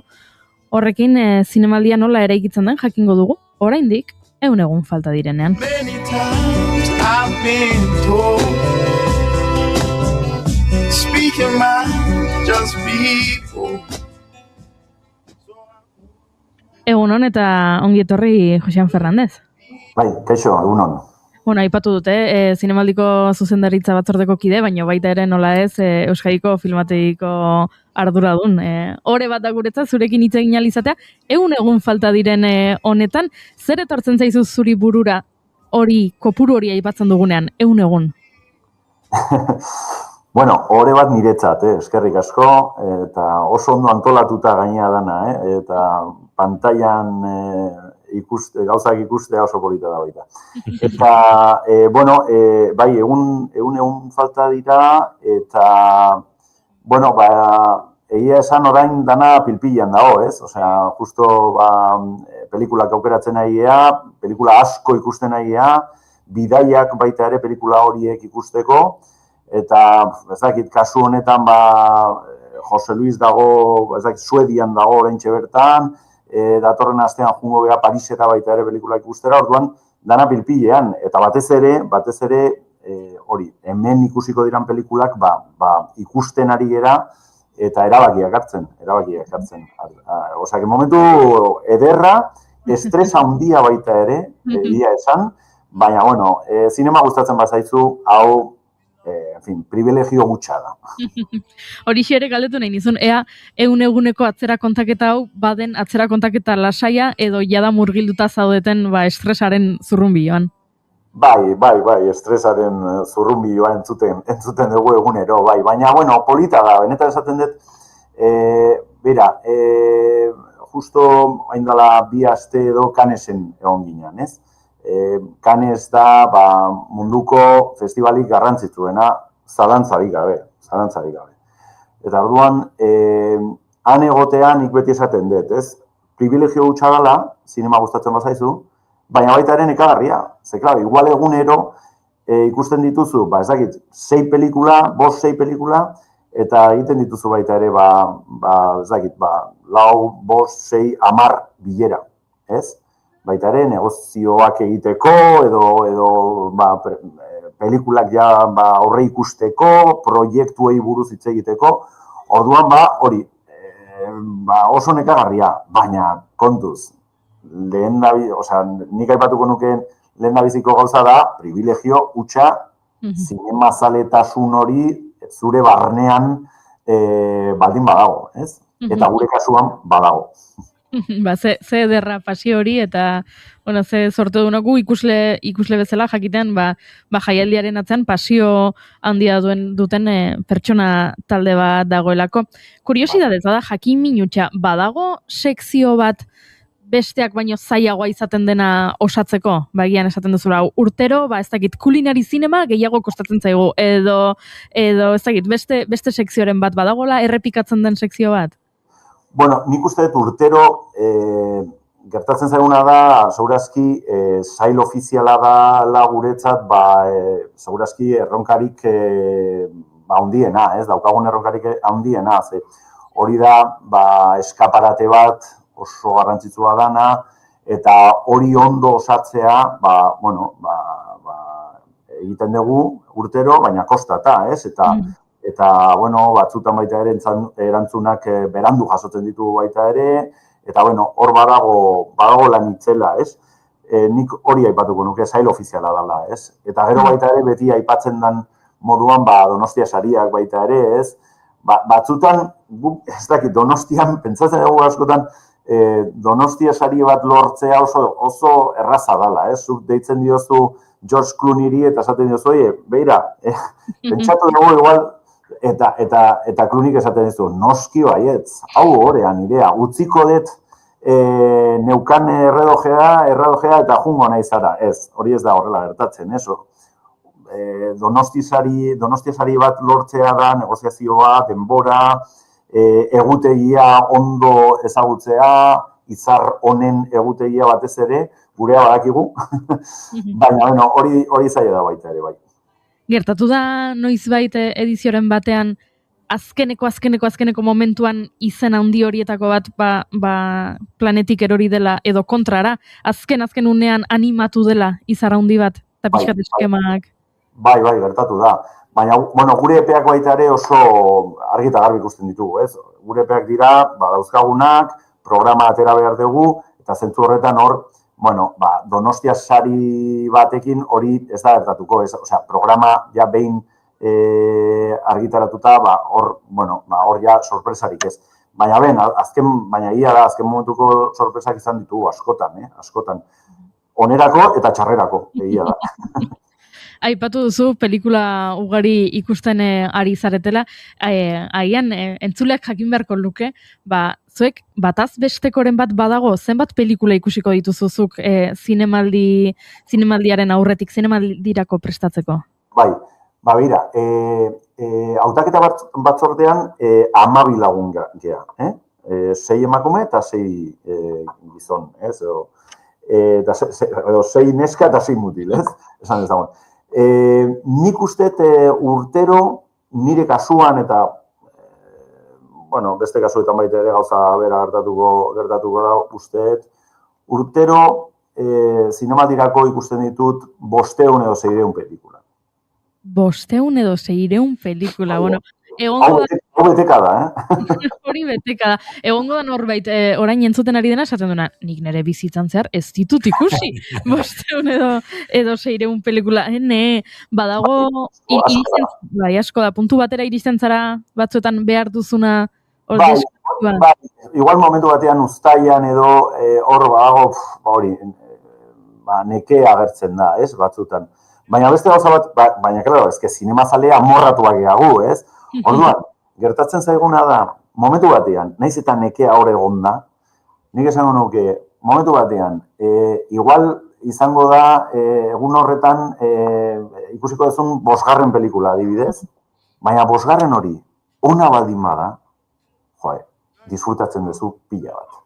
Ez duzu, eski hau pelikula bikaina da, ez? Eta asko gustatu zait.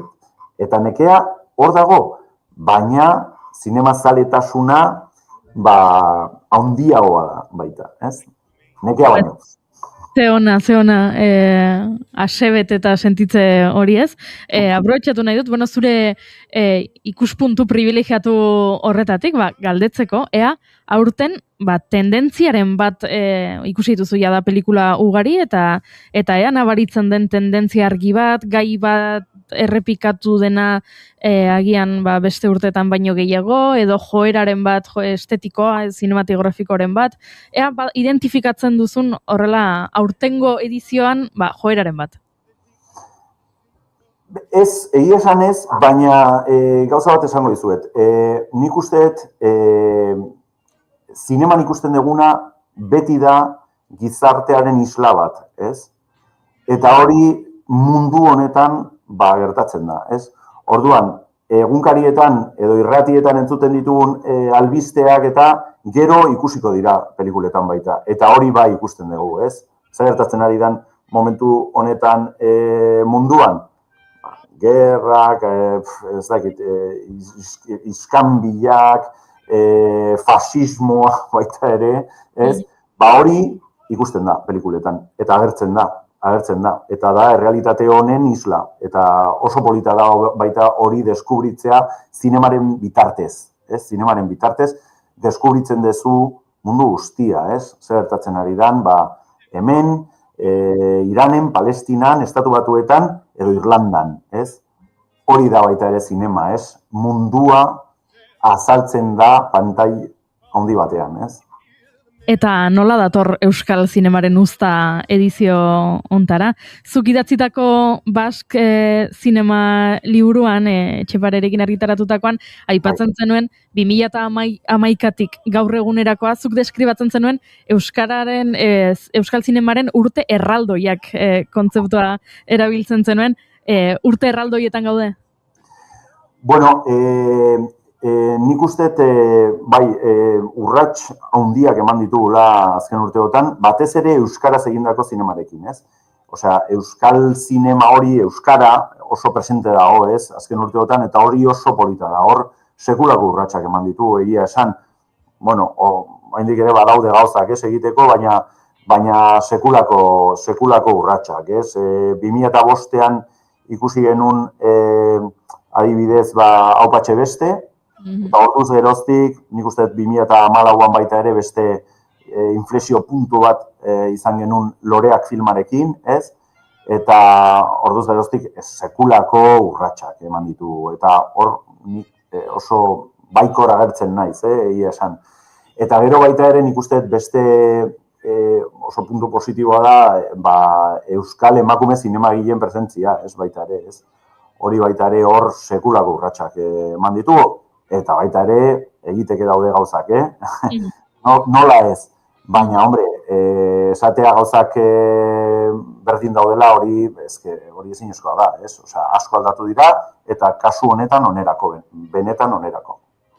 Aizu, aldaketa ze ari garela, agian, aipatu beharko genuke, zuzendaritzan ere, Rebordinosen ordezkapena ere iritsi zaigula, albistea iritsi zaigula, eta hemen ere aldaketak, emakumea, gaztea, izan da albiste, ez dakit ez, Maialen Boilokiren aukeraketa izan da albiste pozgarria behintzat, askorentzat, eta nola bizi duzu zuek aldaketa hau?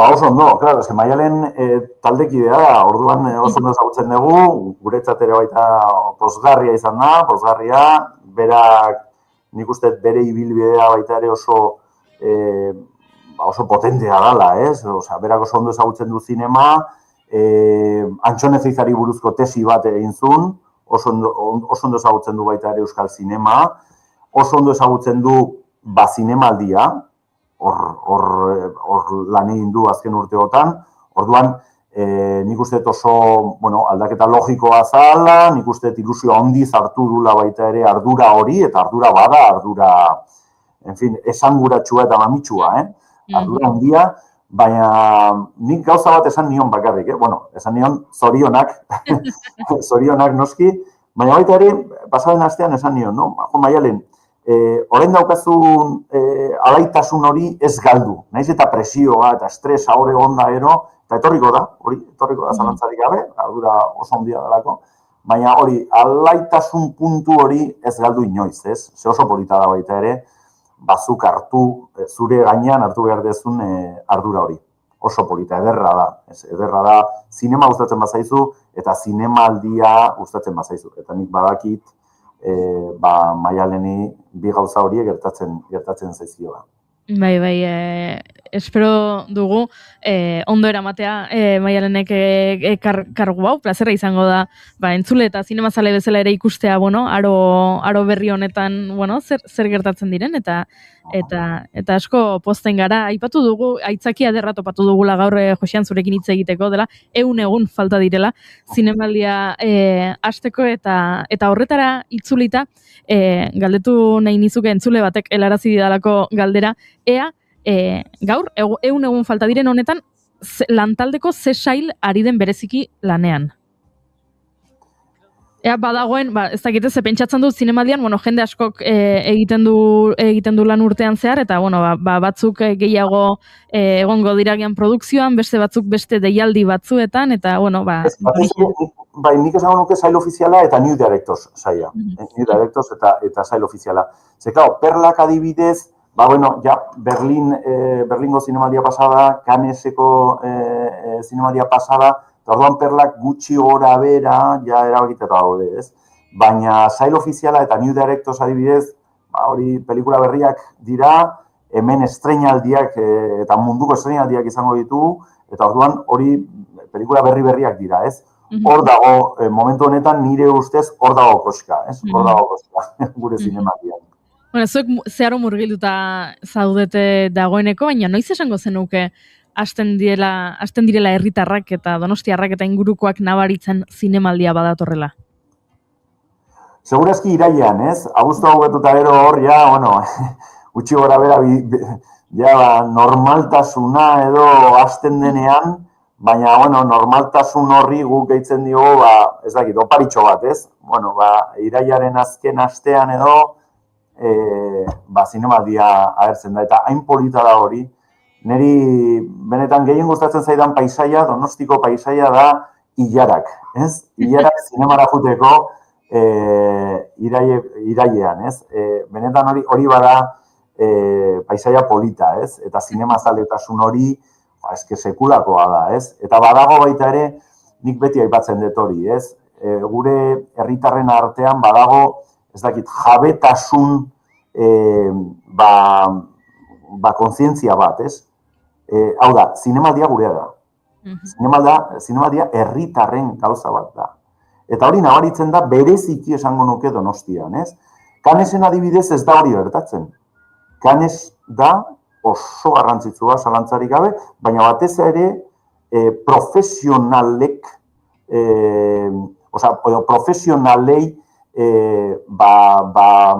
bideratutako festival bat. Bakarrik akreditazio bat baldin badaukazu, juten zea Cannesera. Bestela, ez.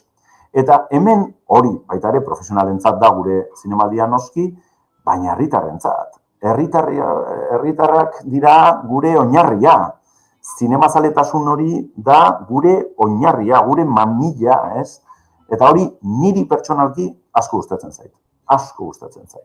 Ez da dila aldatu, zegia esan ederra da hori, amaitzen Juan Bergarazi zizut minutu gehiago lapurtuko, baina badaukat horrela amaierarako galdera bat agian potoloegia dena, baina ziur naiz erantzuteko gai izango zarela.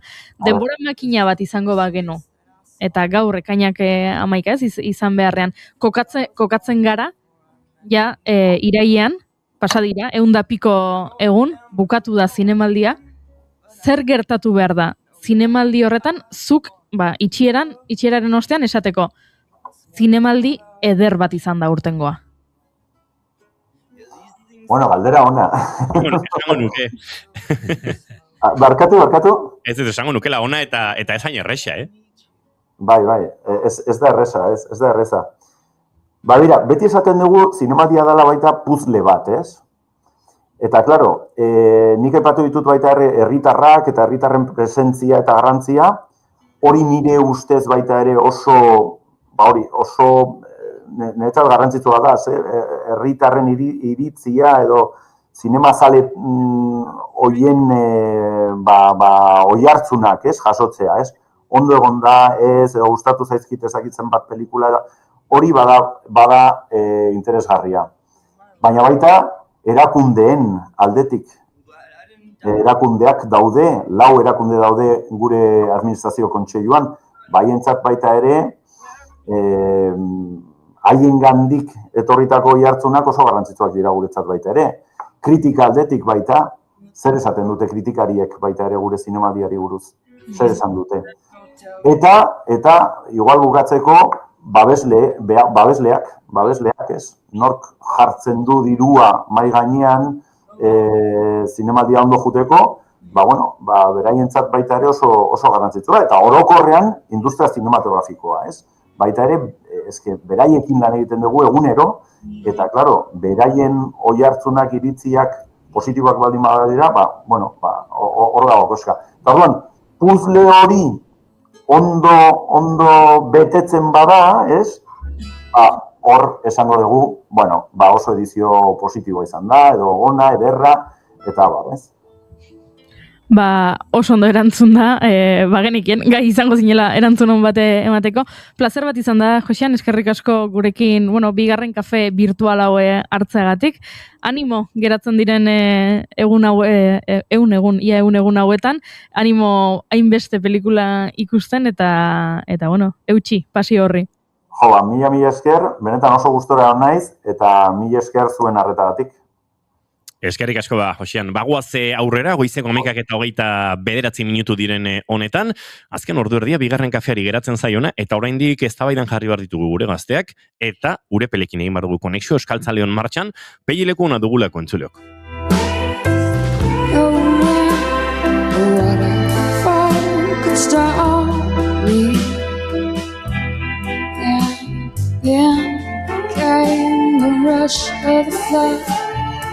Stars of night turn deep to dust, melt me down as a big black hammer.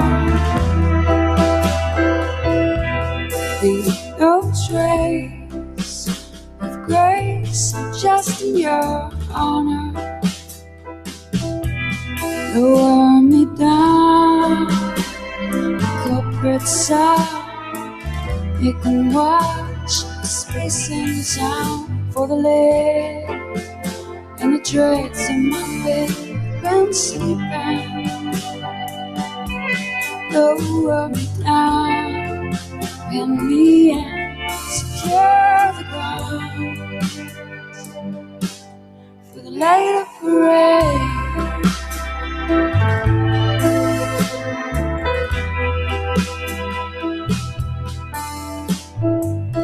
Once I wanted to be the greatest, to face society right with brains that could explain any feeling. Lower me down, get me out.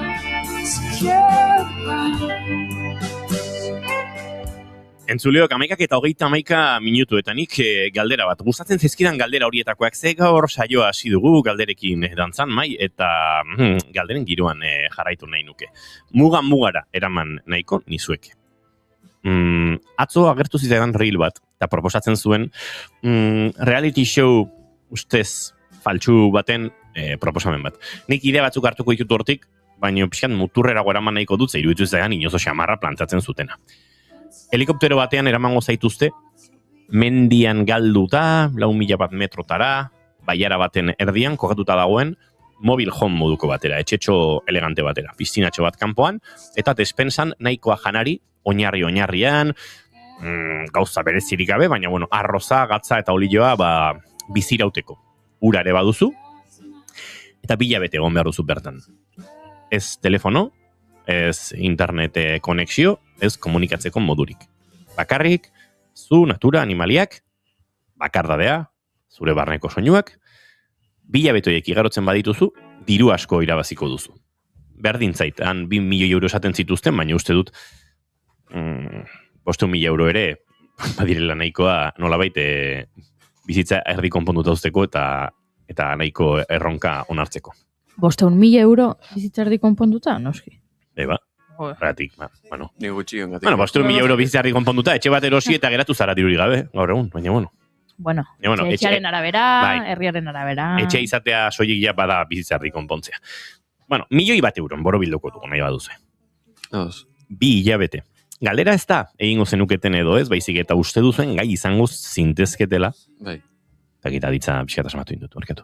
Gai izango zinateketela, zera, 2 hilabete horiek bakarrik igarotzeko leku horretan. Atera zaitezke izatzera eta aragia jan, egin dezakezu arrantzan, ordu pare bat oinez ibilita mendian zehar, ze bultan bat egin marko da, dauden arraiekin. Baina zuk ez duzu esan, ja nahiko janari bat. Zu dakizu oinarri arroza. Bueno, vale, bai. Baina, osasun mentala mantendu behar da, eta mantendu behar da bizipoza, eta niri bilabete arroza jaten bakarrik, igual, tristura hundiena, aragi puxka baskutan ez egite izan gertadakidak, niri.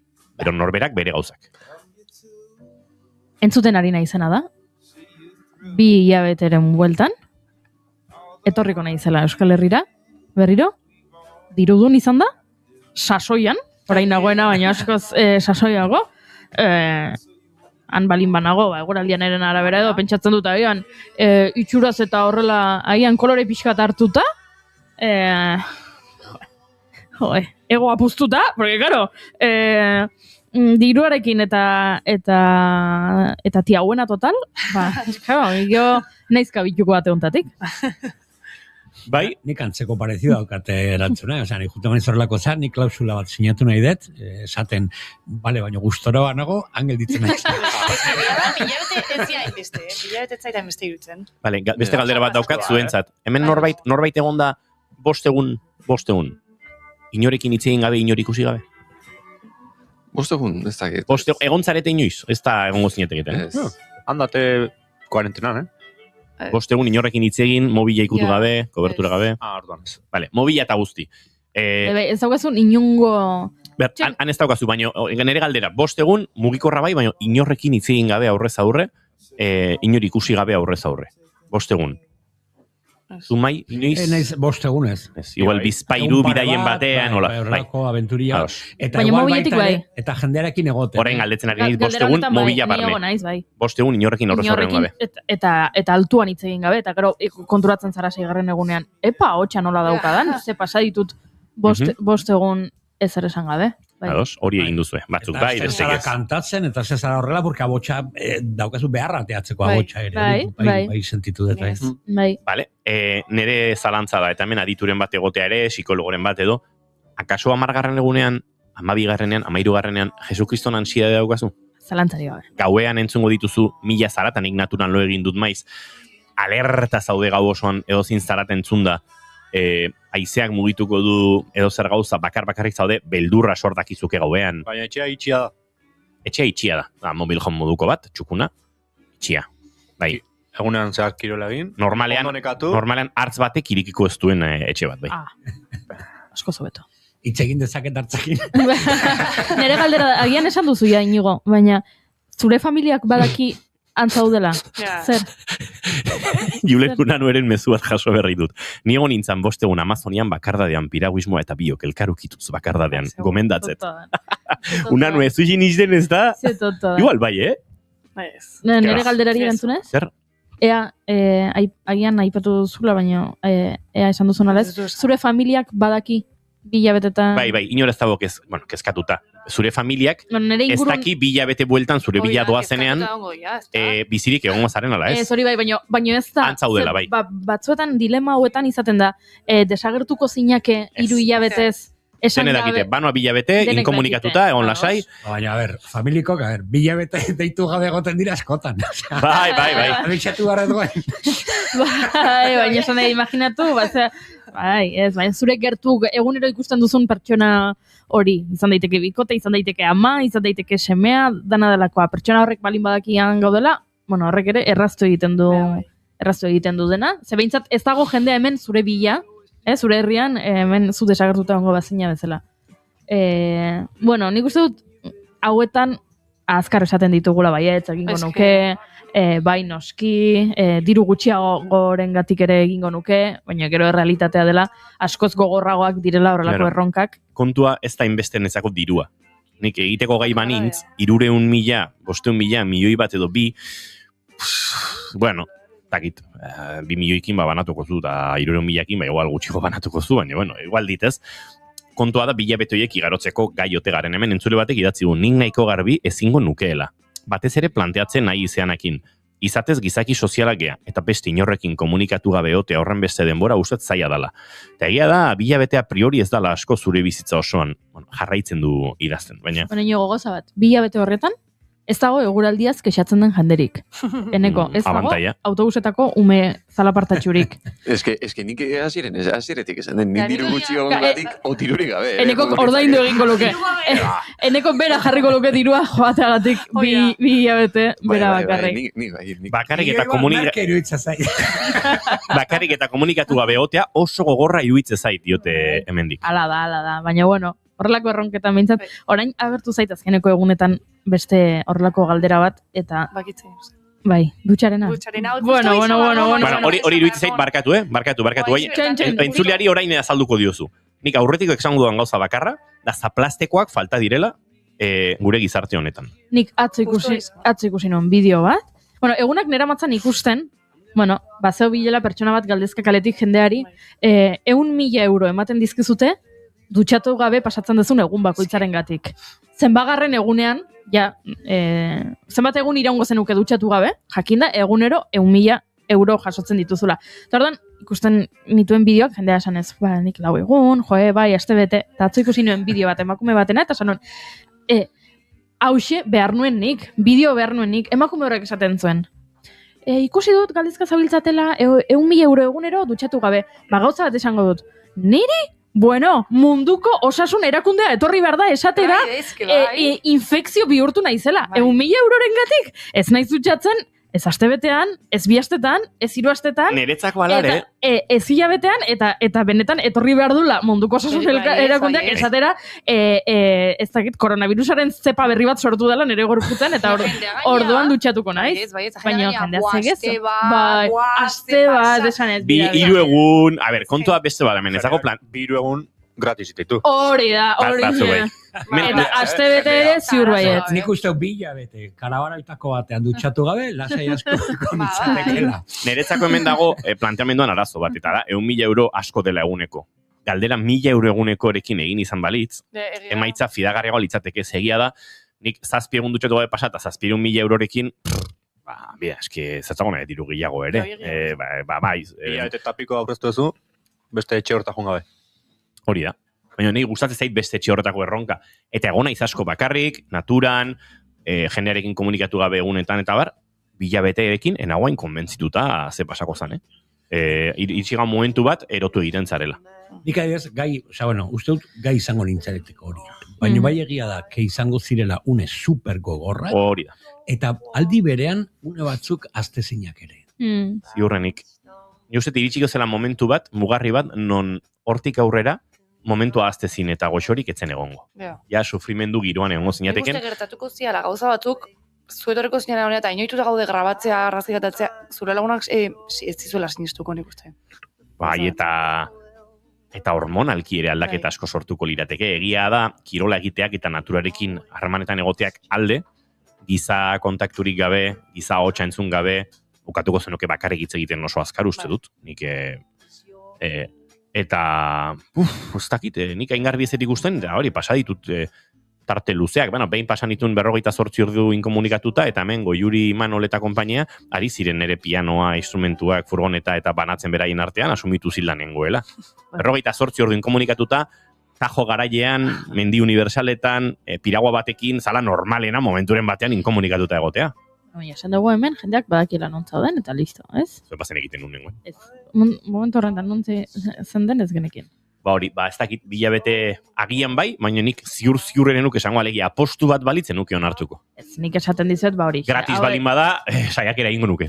Hauek direla, erraz esaten diren gauzak, eta gero, benetan, ez, eta ikuste dut pandemiak ere hori erakutsi zigula, bakardadea oso arriskutsua dela, zentzu askotan, mentalki eta fisikoki ere bai, eta bueno, behar ditugula interakzioak, eta agian momentu honetan gaude kontrako egoeran, interakzio gehiegi izaten ditugu, eta horrek ere, aztoratu egiten zaitu, eta agian informazio gehiagi daukagu buruan, eta momentu batean agian lasaiago egotea, hobeto etorriko litzai gukela, baina uste dut, interakzio soziala guztiz beharrezkoa dugula, eta...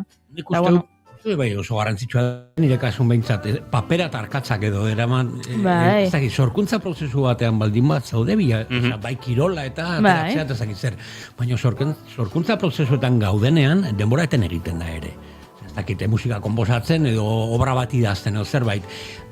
Lagungarria izango dela. Ez dut esaten hor dago soluzioa, baina bueno, askotan galtzen duzu orientazioa. Eta gero, ohitura kontuak daude. Argatu hemen erronkari gabe eta ez 200.000 euroren truke eta hori guztia kontuan hartu gabe, Euskal Artzainek mendietan pasa dituzte denboraldi luzeak bakarrik eta bueno, artzain horietako batera ematen balin baduzu horrelako erronka batera, bueno, ez da nahiko desberdina izango litzake hori, edo ez dakit, eramatea gu egunero gaudela, hizketan ez dakitzen bat pertsonekin hemen irratian. Zalantzari gabe, alegia.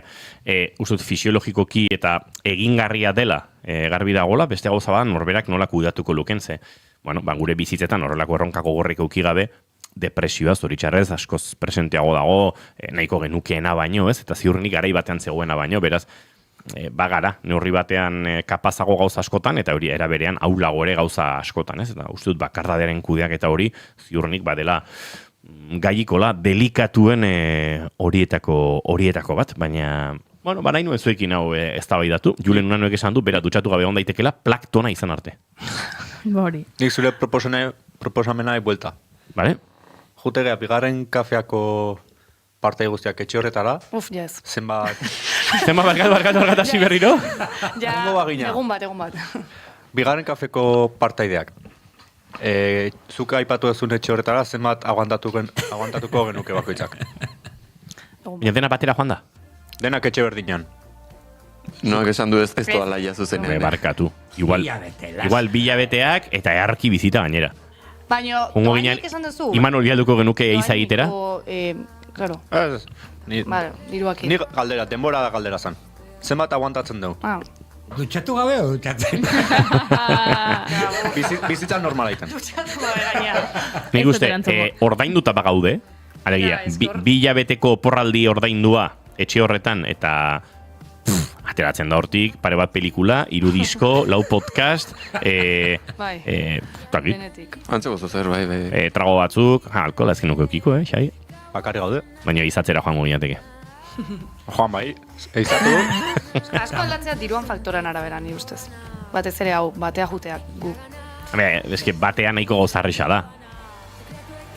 Zainzut, bale. Bueno, alko genuen bueltatu bilabete eta gero igual bigarren kafea jaetzen ongo, Eneko ari da pentsatzen, nik labana zorroztuko nukeen pagatiaren atzean. Ez. Nik genuke... Ni jungo nitzake eta... Ez da inatzeko, Gengo nitzake iskin baten, nuke gauza hondik ingo, eta kekillo. Egia da, biraietan taldean, bigarren egunean ondo, laugarrenean bastante, zazpigarrenean ja astentzara pixkat zure inguruaz nazka egin egoten, baten bat petraldu da asko, horrek petraltzen du beste norbait. Ni zazpigarrengoan hartzekin lo egiten hasiko nitzake. Gu joan izan gara udaran lagun kuadriakin eta bastante parasito.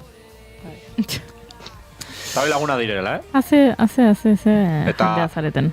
Afariekin, jendearekin itzaiten, playa, piztina, astebete eta gaizkas, Bueno, ez dakit, jarraituko dugu eztabaidatzen gai hauen inguruan. Nire gustatzen zaiten, norberak ere ze espero duen bere buruaz, jakin badakit errealitatea eta norbere ez dakit asmo edo sentsazio hori oso ezberdinak direla. Gero egoeran kokatuta denok ere ez dakigula oso ondo nola erreakzionatuko genukeen eta gainera, egoera guztietan ezkenukela berdin erreakzionatuko eta gure bizitzako momentu guztietan ere ezkeniokela berdin eutxiko horrelako zerbaiti. Beraz, interesgarria iruditu zait. Xabi, eneko noa, eskerrik asko eta biharetzareten ez egongo. Bueno, Xabi zalantzan. Xabi, nahieran biharkoa, baina besteak astelen arte. Astelen arte orduan. Zaindu asko. Sekretuek ez diez esaten belarrira be kantatzen du Marenek kantu honetan eta guke gaur sekretu asko kontatu ditugu, baina gauza gehiago ere jakin nahi ditugu eta Urepelera salto egin nahi dugu. Bertan Pegi Lekuona lankidea dugulako. Pegi Lekuona, egunon? ondo gabiltza hemen gogoz zurekin bat egiteko eta jakiteko ze giro den Urepelen oraintxe aipatu dugu Euskaltzaleon martxa abiatzekoa dela, Iruñean larunbat arratsaldean izango duela nolabait bateratze eta mugarri nagusi, baina abiatu eta martxan jartzekoa dela eta bertan zarela, nolabait egun hauetan martxa hori jarraitzeko.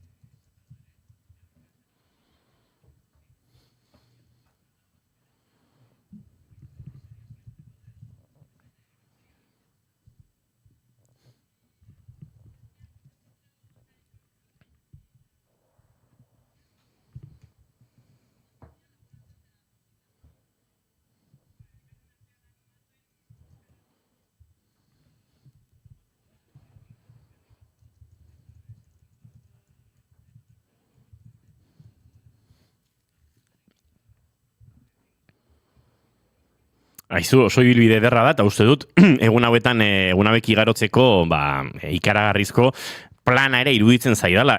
Aipatu diguzu lehen, saioaren hasierako konexioan Pegi, auritzen egingo duzuela lo gaur, ez dakit zuzen ari naizen, baina hori dela gaurko bidea, ez da?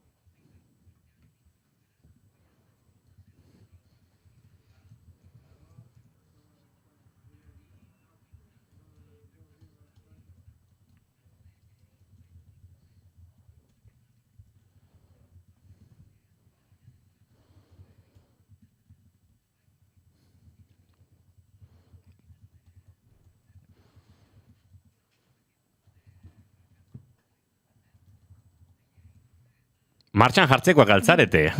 Aizu, jartzaitez oinez konexioak heltzen digun arte zukutuko zaitugu. Pegi, sasoian zaudezu oinez eta mikrofonoari helduta aritzeko, Ez Hori da, probatu beharko dugu eta estaldurak albidetzen digun bitartean, orain zoragarri entzuten zaitugu, beraz, baliatuko dugu hau baizu. Aipatu dugu Auritzera gaur, Esteibara aipatu duzu, Iruñerako iritsiera noizko dagoen programatuta ere, badakizue?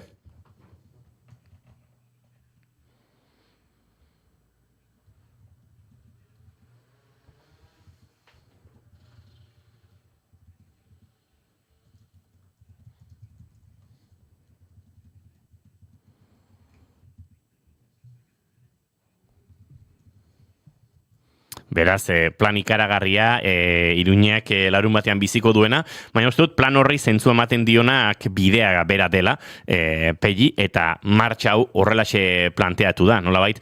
Hainbat aldarrikapen egiteko eta aipatu ditugu lehen ere, baina azpimarratuko ditugu, zen martxa festa giroan osatu nahi da, eta horri garrantzia eman nahi zaio, baina festa giro horrek aldarrikapen pisuzkoak ere baditu atzean, nolabait Euskararen pizkundeak ezinbesteko dituen oinarri batzuk edo, azpimarratu dituelako antolakuntzak, ofizialtasun osoa, jauzia hizkuntza politiketan eta euskal zaletasuna, eta hauen inguruko aldarrikapenak uste dute egunero bide horretan zehar egiten joango zaretela, pizkunde berri hori eragiteko, baina Iruñara heltzean jakin ere badakit pregoi batzuk, hainbat euskal gizabanakok parte hartuta pregoi batzuk ere irakurri egingo direla, mezu batzuk helarazi nahi direla, eta horre izango ditugula, ez nolabait astelenean biltzeko eta hausnartzeko moduko adierazpenak, baina hori ere gertatuko dela Iruñan, alegia, festa bai, baina espazioa hausnarketa eta aldarrikapenerako ere egongo dela.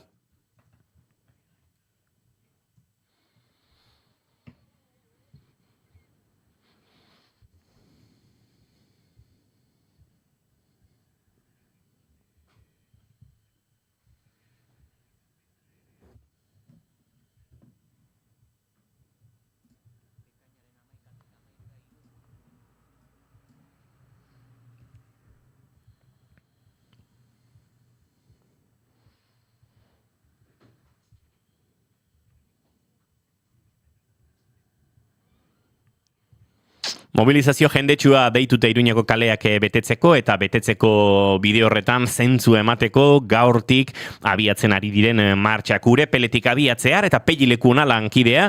Bertan Pelli konfirmatu duzu, dagoeneko oinez ari zarete, dei horri erantzuna ematen ari zarete, martxan zarete beraz. Pelli lekuna ez dizugu minutu gehiago lapurtuko, gozatu esperientzia eta bidea, bihar berriz ere bigarren kafean zurekin bat egiteko aukera izango dugu, eta kontatuko diguzu, gaurko iritsiera hori, Horreaga igaro, Auritzen gaua pasa, nolakoak diren, eta bide batez parrandaren audiotxo batzuk ere grabatu eta helarazi nahi badizkiguzu, bihar gure entzuleekin elkarbanatuko ditugu. Eskerrik asko, Pelli lekuna. Entzuleok 4 minutu erdiko 12etarako eta gaur goizean bertan Pelli lekunak ondu duen kronika entzungo dugu, nolabait kokagaite zen, aipatzen ari garen euskaltzalen martxa honetan aipatu dizuegu, larun bat honetan Iruñan burutuko den martxaren atarikoa, gaur abiatuko dela, gazte euskaltzaleen sareak antolaturiko Urepele eta Iruña arteko martxa, eta esan da bezala Pelli lekuna bertan dugu, baina gainera goizean prest utzi digu, gertatuko denaren kronika hau protagonisten hitzak tarteko. Ekainaren 11tik 13ra 3 eguneko martxa burutuko du gazte euskaltzalen sareak Urepeletik abiatu, Auritz eta Zubiri zeharkatu eta Iruñan bukatuko dute bidea euskaltzaleon martxarekin bat eginez. Gazten konpromiso indartu eta euskararen aldeko pizkundea berriz ere kalera ateratzeko garaia dela aldarrikatu dute. Ideia korrikaren inguruan sortutako indarrak probesteko asmotik abiatu zen.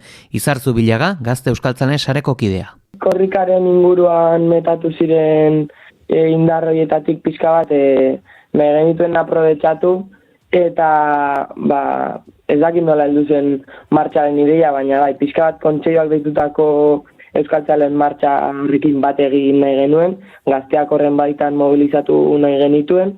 Martxa 3 etapetan egingo dute, lehena Urepele eta Auritz artean, hain zuzen, harrera gosaria jasoko du gazteen martxa Kaldudeko bailarako herrian, ekimen abian dela, urrengo geldialdia Horreagan egingo da eta mural Margok eta Auritzen. Bigarren eguna izango da luzeena, 24 kilometroko etaparen ostean, euskalgintzan diren Ipar Euskal Herriko gazteek beraien rolaren inguruen hausnartuko dute. Xedea parte hartzaileen arteko harremanak eta aldarriak uztartze izango da. Helburu modura, gure artean sareak sortzea, baita izialdea eta batez ere aldarrikapenerako espazioak sortzea, baina horien artean ikusiko ditugu mural margoketak, kontzertuak, bisita gidatuak adibidez Orreagan. Martxa larun bat eguerdian iritsiko da Iruñera, harrera jasoko dute, ibilbide osoa burutuko duten gazteek. Entzuleok Euskaltzaleon martxari jarraipena egingo diogu etxe honetan, naizen, garan eta naiz irratian noski, eta apelileku ona lankidea, testigantza hoien, bizipen hoien eta bide horren lekuko zuzen izango dugu, baita biharko saioan ere, eta noski gainontzeko etxe honen erabide eta plataforma guztietan, gertutik eta lehen lerrotik biziko duelako, abiatu berri eta zuzenean abiatzen ikusi dugun martxa hori. Mai Gorostiaga pozua, agurtzeko ordua iritsi zaigu? Galderak, zalantzak, sekretuak, saio ederra gaurkoa. Ederra zalantzarik gabe, eta ni daukadan zalantza bakarra, eta galdera bakarra oraintxe da. Ea Mike non ordainduko duen kroketa Goiuri. Hori da, galdera existentziala. Goiuri, bihar goizeko 10:05 hemen ikusiko dugu elkar gure entzuleekin. Bai, bakarri gainera. Bueno, hainbesterako ez da izango. Entzuleok hementxe Oiana Maritoneraken beren laguntzarekin onduko dugu. Biharko bigarren kafea. Orain agur esateko ordua, esandakoa informazioaren txanda orain, hemen naiz irratian, eta bihar, goizeko 10:05 kafea gurekin. Salgara, xorieri, mintzo diren xoroak izango. Betiko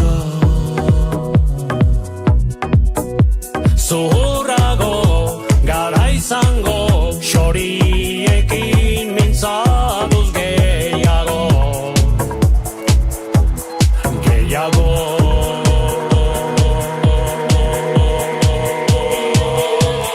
Mendikate honek lotuta.